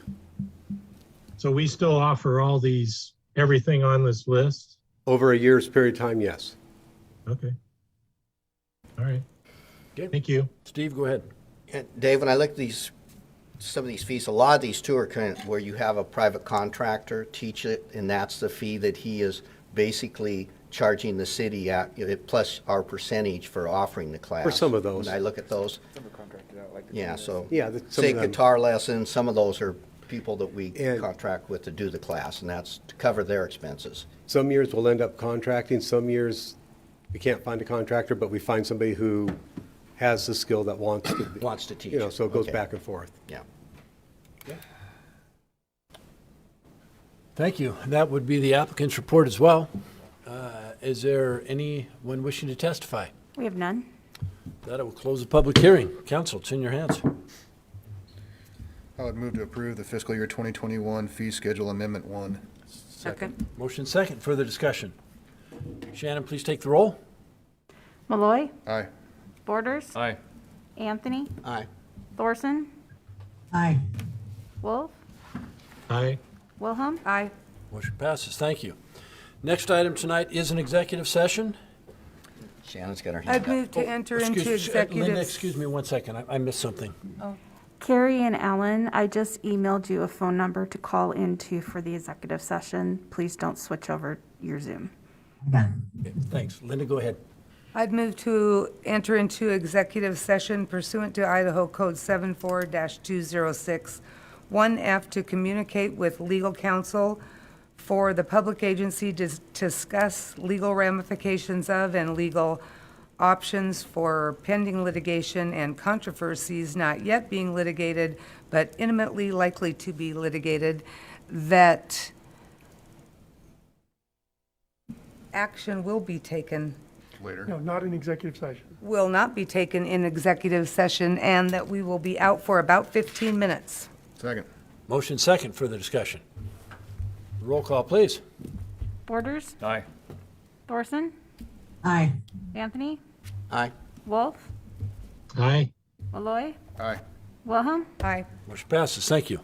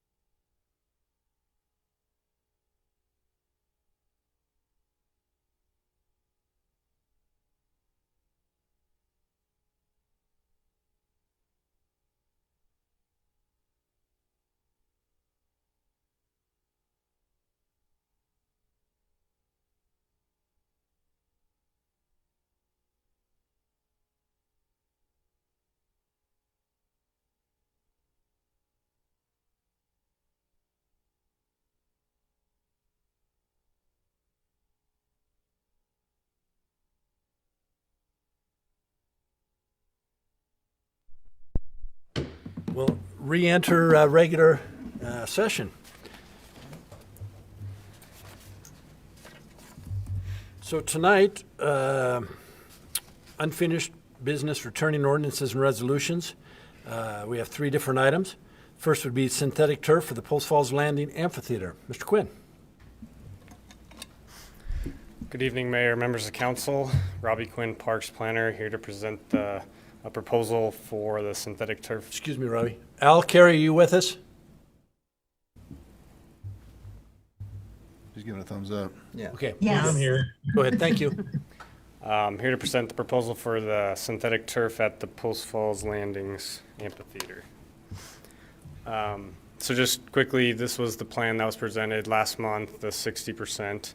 And so what we're talking about for the synthetic turf is in the amphitheater section outlined in the red box here. And so that would cover the 4 rows of seating as well as the lower lawn area / stage. And so some of the benefits of synthetic turf minimizes the maintenance and irrigation requirements in which would be an otherwise high maintenance and high impact area. It increases the programmability of the site for us. So just mainly with the shoulder seasons, spring and fall, where we have higher precipitation rates, this product won't get muddy and it'll dry much faster than natural turf would. It would be fully ADA accessible. So currently it's designed that this lower first row would be the any sort of wheelchair accessible seating, and with the synthetic, the whole lower lawn would also become wheelchair accessible.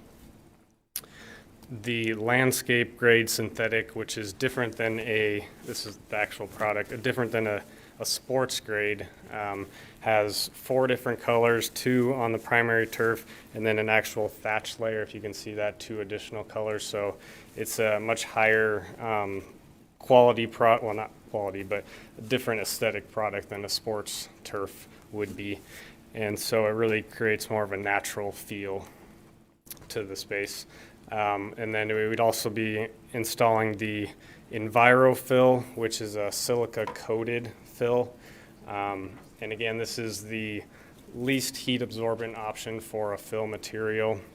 And it's also antimicrobial and anti-clumping. So if anything were to be spilled on the product, drinks, etc., we wouldn't have to worry about bacteria.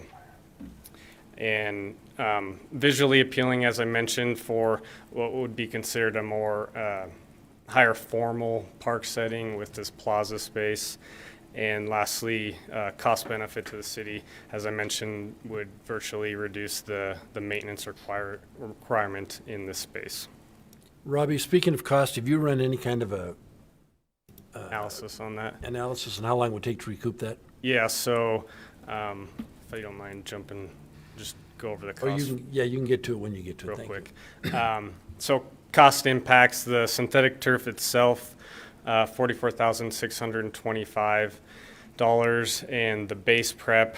So the base prep would be completed by a Vista's contractor, Sladen, and that $2,500 would be with the removal of the irrigation and the sod, which was originally proposed, and then the installation of the gravel base. And so the total, bringing the project up to $47,125 to be paid out of park impact fees. And so to get to your point, we have run those numbers, and basically we'd be looking at about 5 years to recoup. And the estimated life expectancy of this material is 15 years. And so even taking into account that replacement at 15 years, we would still be ahead roughly $50,000. Thank you. And again, seeking council's approval to proceed with the construction contract, which would be brought forward at a later meeting. Any questions for Robbie? Oh, Alan. I do. Go ahead, Al. So, Robbie, I'm just, do we have this stuff anywhere? I mean, how do we know it's going to be that much better than just regular turf? So we did install it at the Black Bay Depot. Unfortunately, with COVID, we hadn't haven't been able to program that site as much as we would like to.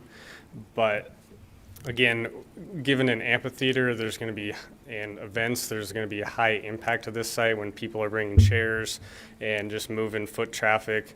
We know that that'll really impact the natural turf and the appearance, especially as I mentioned during some of the wetter seasons. And the synthetic turf really has minimal to no impact when it's a wet condition. I guess my concern too is we've already got events going on at Tulamor Park. We don't have turf there. Are we going to start? I mean, how many events? And I guess I'm having a hard time understanding why we want to put turf in this place. We've never even had events there. We don't even know how much we're going to be using it. I guess I'm having a hard time spending $45,000 or $50,000 to put something in I'm not even sure we need. Yeah, I guess I can't really predict exactly what we're going to be programming or the quantity of events at this point, but I can say that it is a much smaller space than the Tulamor Amphitheater, in which case people would be tighter together and there would be a greater impact. That's all I can say at this point. Carrie. I just to say, I think, Alan, the difference between this and Tulamor is we're talking about the city center. We're talking about, I'm so excited about this amphitheater. I'll go down and sing a song. Yes, with that being in our city center and just really a focus, a focal point, I'm appreciative that something that not only will be durable, but will be elevated beyond just having something on the grass, you know, where you get paths worn in and that kind of thing. But I see the vision for this area. Gosh, that's going to be a great park. I'm really excited about it. So I'd definitely be in support of the synthetic turf for the amphitheater. Steve? When I look at this, I think the synthetic turf just fits the area. And I did have a concern at first till I read the staff report that it would be laid over asphalt, which in the summer months without the shade, you'd be cooking down there.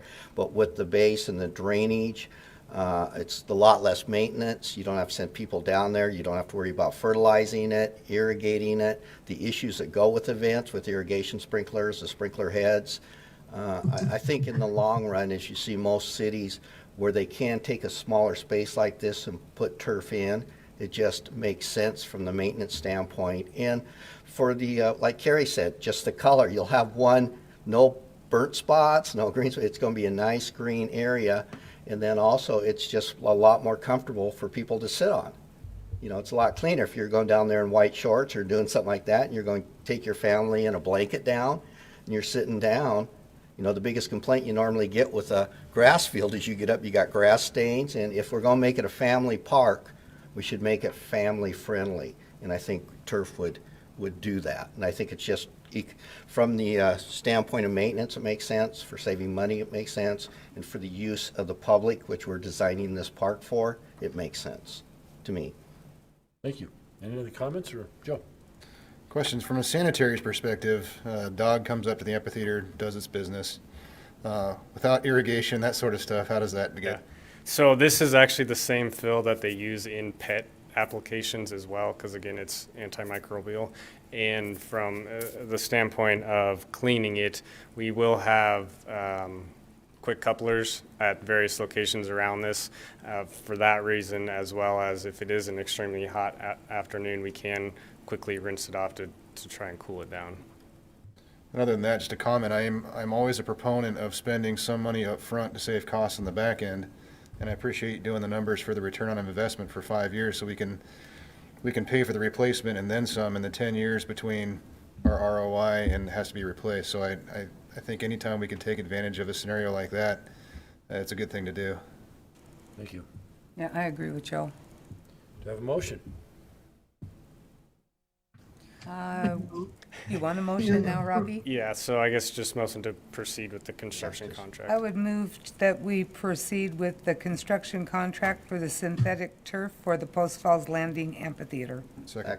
Motion seconds, further discussion. Shannon, please take the roll. Thorson, Aye. Aye. Anthony, Wolf. No, Was that a no? No. that's a no. Wilhelm, Aye. Malloy, Aye. Borders. Aye.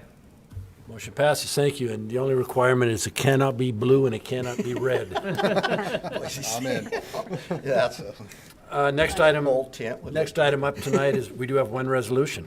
Move to approve the resolution fiscal year 2021 fee schedule amendment number 1. Second. Motion second, further discussion. Roll call, please. Anthony, Aye. Wolf, Aye. Wilhelm, Aye. Malloy, Aye. Borders, Aye. Thorson. Aye. Motion passes, thank you. And another item, a change order 7. I would move to ask the mayor to sign the change order number 7 to Raz Construction. Second. Motion second, further discussion. Roll call, please. Wolf, Aye. Wilhelm, Aye. Malloy, Aye. Borders, Aye. Thorson, Aye. Anthony. Aye. Motion passes, thank you. Thanks, Linda. Tonight, new business, we have 2 items. First is guaranteed maximum price agreement with McMillan Jacobs.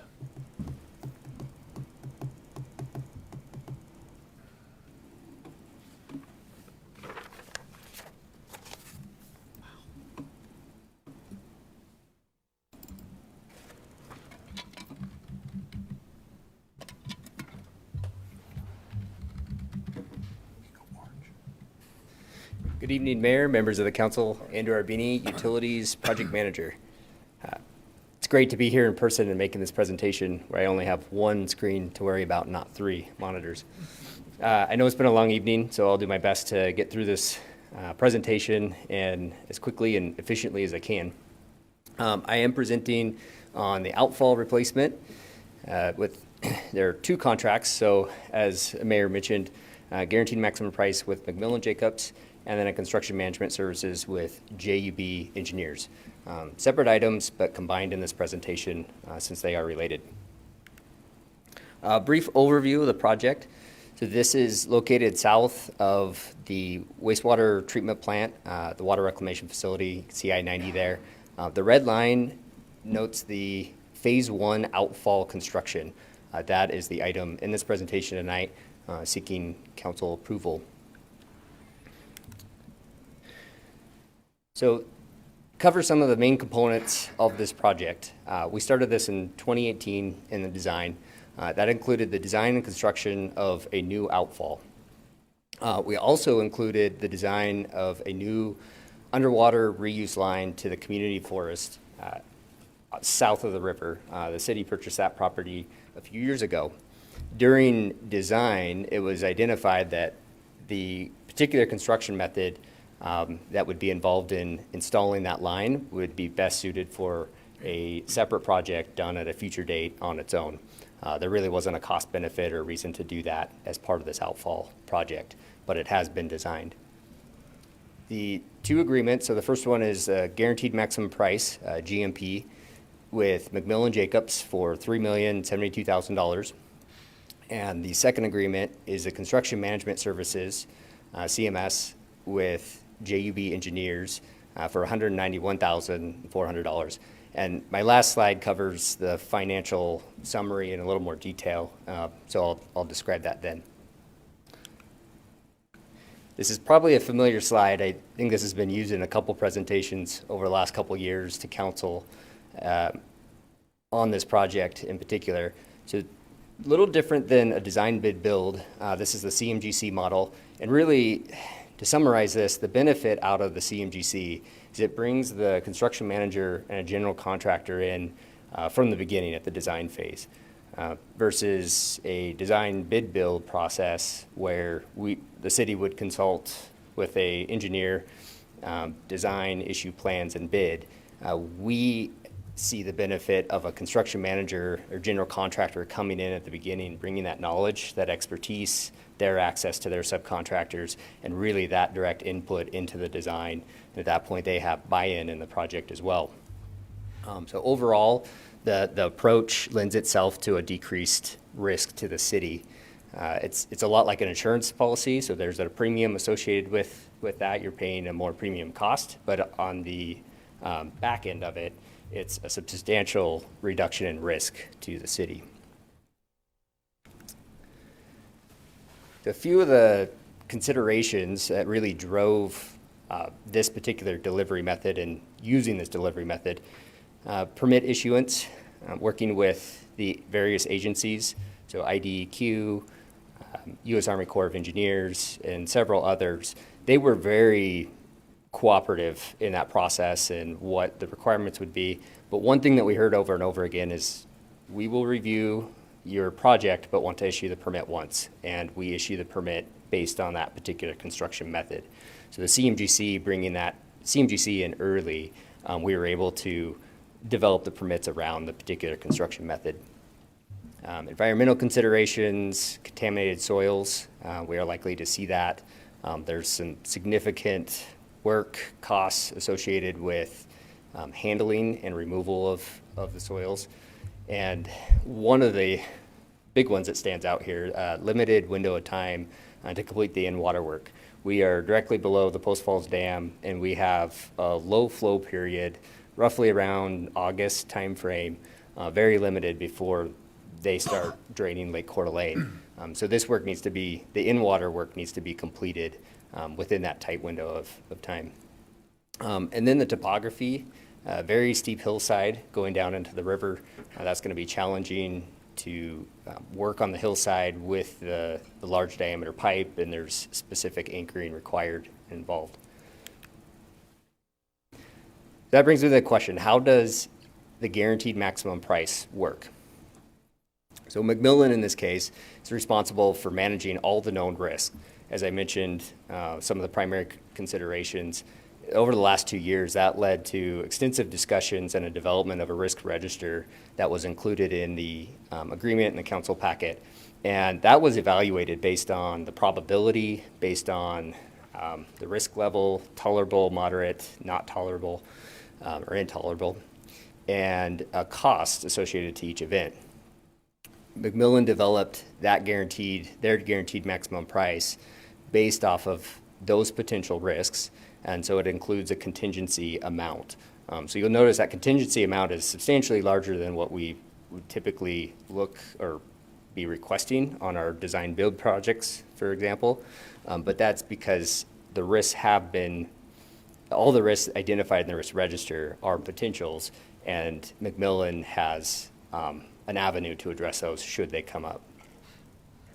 A couple other things to note on that: the allowance does not increase if multiple events were to occur.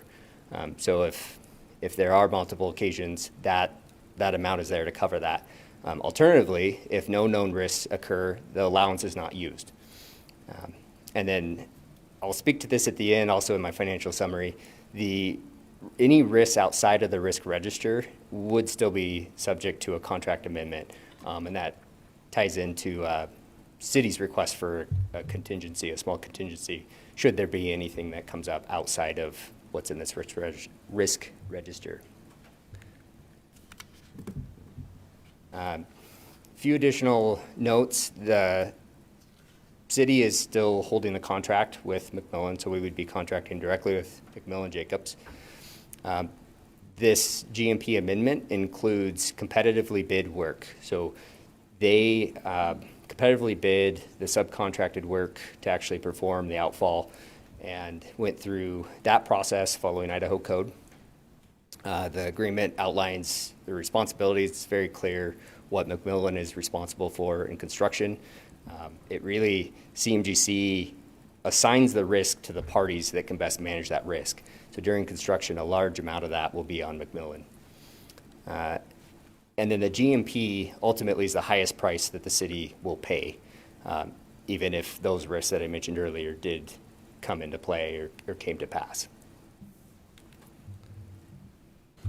The second agreement is with JUB Engineers. So they are the city's design engineering consultant.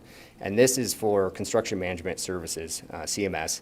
So this provides survey, construction staking on site, observation of the construction work, and then just construction management and administration that would be needed. That would still be very similar to our traditional design bid build contracts. So they would be handling that side of construction. As I started going through this time frame, this is a project that has been on the table before I started work with the city. I couldn't fit all the timelines on the slide and realized you don't need all the timelines, so I tried to highlight kind of the key points here.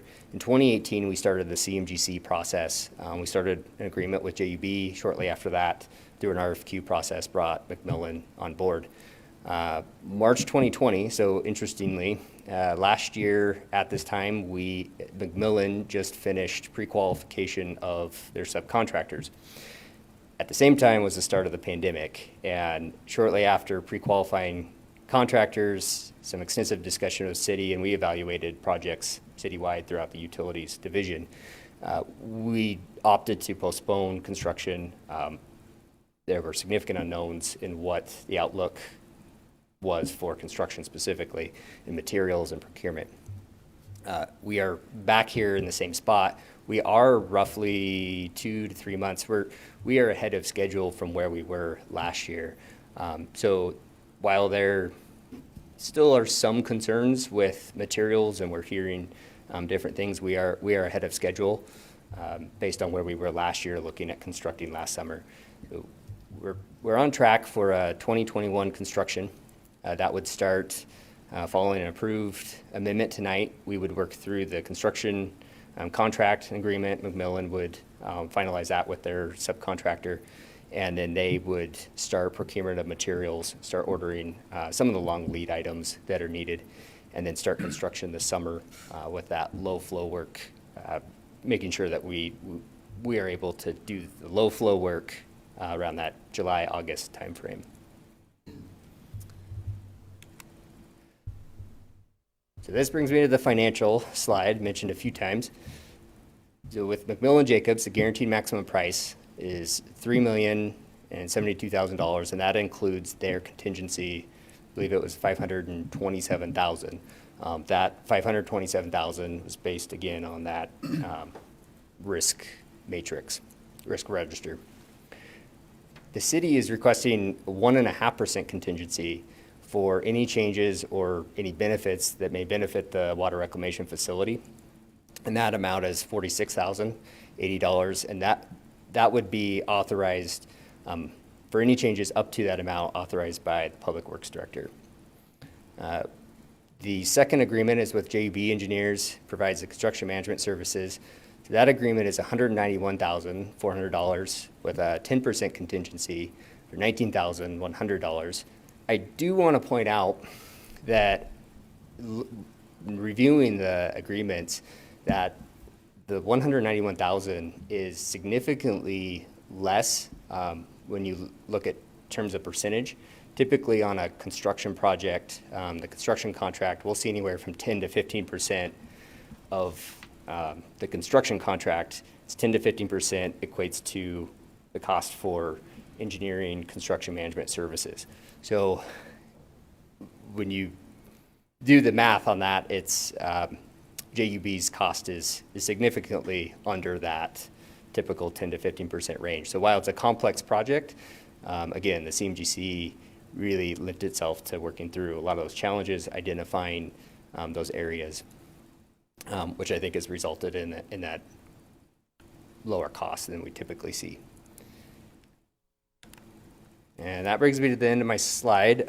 John Beecham is Public Works Director, is also here. So if you have any questions or discussion, I may also call on him as well. Go ahead, Steve. So Andrew, I just have a question. So basically JUB is providing the data to McMillan and Jacobs, and McMillan Jacobs is working with the contractor, American Invance, to pass that data on to them. So basically, who is McMillan Jacob is the final say in the project, or can JUB override them on some things as a consultant, or? McMillan is the general contractor, so they oversee their sub. JUB provides the support services, ensuring that the project is constructed to plan. McMillan is in charge and responsible for all of their work. So reading through this, though, McMillan's using one contractor, that American, and so they're hiring one contractor to do everything, but they're making sure that contractor's staying within cost. And so the only biggest concern I had was the difference in the bids. That's pretty much. So if it comes closer to the 2 million figure, that's on McMillan then. If there's cost overruns, they're not coming back for change orders and say, hey, we have like we've had with the other projects, this is going to be 50,000 more, 60,000 more. So that's basically, McMillan shares about 1.4 million. So any cost overruns comes out of their 1.4. Right. So they have put together this agreement based on the design, the knowns, and accounted for potential risks. Instance, if they encounter rock, they have a provision for that in the risk matrix. Then that $527,000 contingency, they could utilize that amount for specific instances that are listed in the risk register. So any claims that Advance would go to McMillan, and they'll decide Correct. whether to pay it or not. Correct. And so the staff doesn't have to get, or legal doesn't have to get in the middle of it. Correct. And decide if this is a fair price or this is that. So They are essentially taking ownership of the project, and so we're all paying of for their those legal unknowns. services too. Okay. Any other questions? Okay. Al, go ahead.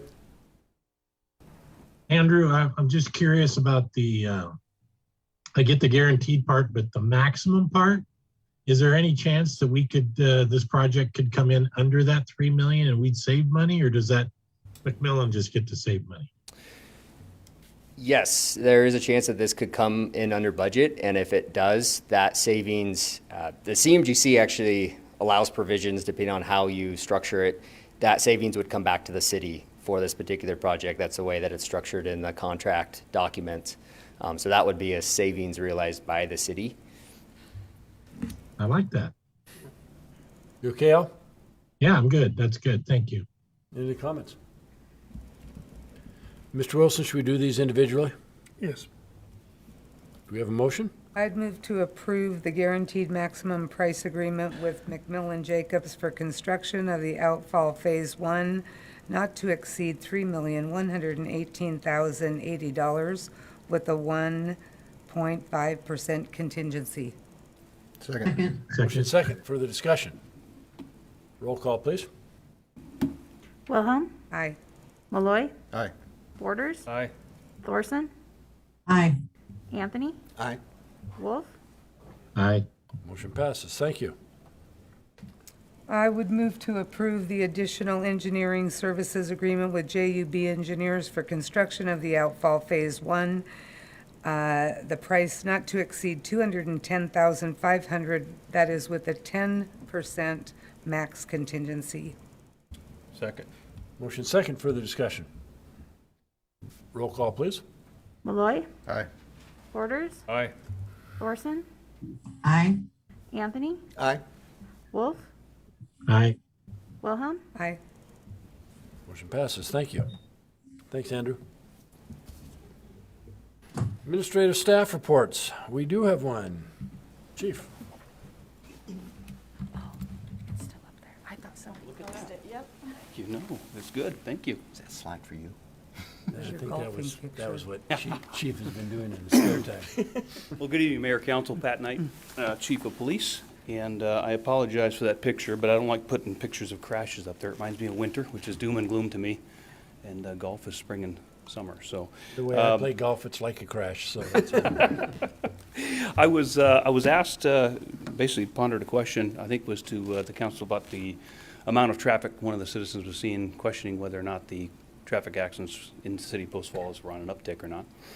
And Councilor Malloy had asked the question to me last council meeting. I told you I'd get you some questions or get you some answers back. So what I quickly put together was just some data that we get from ITD at our transportation department every year. And basically what these are is reportable crashes inside the city limits. Every municipality and every county takes what's called an E-impact report. That's submitted down to the state, and the state compiles those numbers. And they send back a nice binder, typically a year and a half behind. But by the time we get them, we can compile what we have and look at our crashes. So with that in mind, what I did was just went back to 2017 real briefly. But let's talk about what a reportable accident is. So real briefly, a reportable accident in the city of Post Falls is the driver of a vehicle involved in any accident resulting in the injury or death of any person or damage to any one vehicle over $1,500. That's what constitutes an accident. And as you know as well as I do, a fender bender anymore, anything's over $1,500. But 2017, what I did is I just put together the last few years here, estimated population. I got these numbers from the city here, and the reported crashes inside the city limits for that year. You'll see in 2017, with the population estimated 33,709, we reported 405 crashes. 2018, population goes up, numbers go down in crashes. 2019, you're going to see kind of a pattern here. Population 36,747. Again, we stayed under that 400 number that you saw in 2017. We creeped up just a tad bit. In 2020, I like this picture. This is Greg McLean on patrol. But the population went to 39,783, and the reportable crashes went down again, 7 crashes from last year. Just compiling those numbers between 17 and 20, I think you'll see that our population increased over 6,000 people. Our numbers went down 22 in reportable crashes. In 2021, we're basically seeing the line stay status quo with the number of crashes around here. Rob Paulus and I were speaking earlier this evening, and he was wondering if you should stick around for this. And what I think the credit goes to a lot of the folks in the city doing a good job of making sure that these annexations, the streets can maintain the traffic. If we didn't have winters, these would be probably a third of that. The wintertime, we are busy day to day, every day, day shift. Nobody wants to bid day shift because they're going to crashes all day. But I think that the city does a pretty darn good job with the population. In comparison, Lewiston, as you know, we've now taken over the number 9 biggest city in the state. We bumped down Lewiston now, but Lewiston has more crashes and Rexburg has more crashes than the city of Post Falls, and we have a bigger population. So And Lewiston doesn't have the snow like we do. Right, right, that's true. So I would stand for any questions if you have any. I just want to give you some basic numbers, but the answer to your question was no. I'm not seeing a drastic number. Lieutenant Brandel wasn't either. And a matter of fact, I think he put some stats together, if anyone ever wants them, about the number of traffic concerns and calls that we go to, and those are even on a decline a little bit. So, Thanks, Chief. Any questions? Like Mr. Paulus, you go above and beyond in answering the questions, so I appreciate it.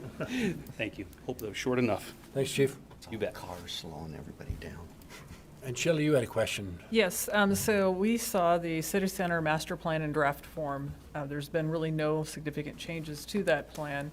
And our question as staff to council is, would you like to have that reintroduced at a workshop on April 6th? We're trying to move through both the Pleasant View Urban Renewal District and the downtown Urban Renewal District. On the 20th of April, we're planning on the Pleasant View feasibility plan coming forward to council for discussion.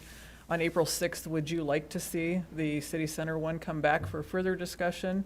Or if we felt it was short enough, we could include it on the April 20th workshop, or we could just put it directly on council agenda.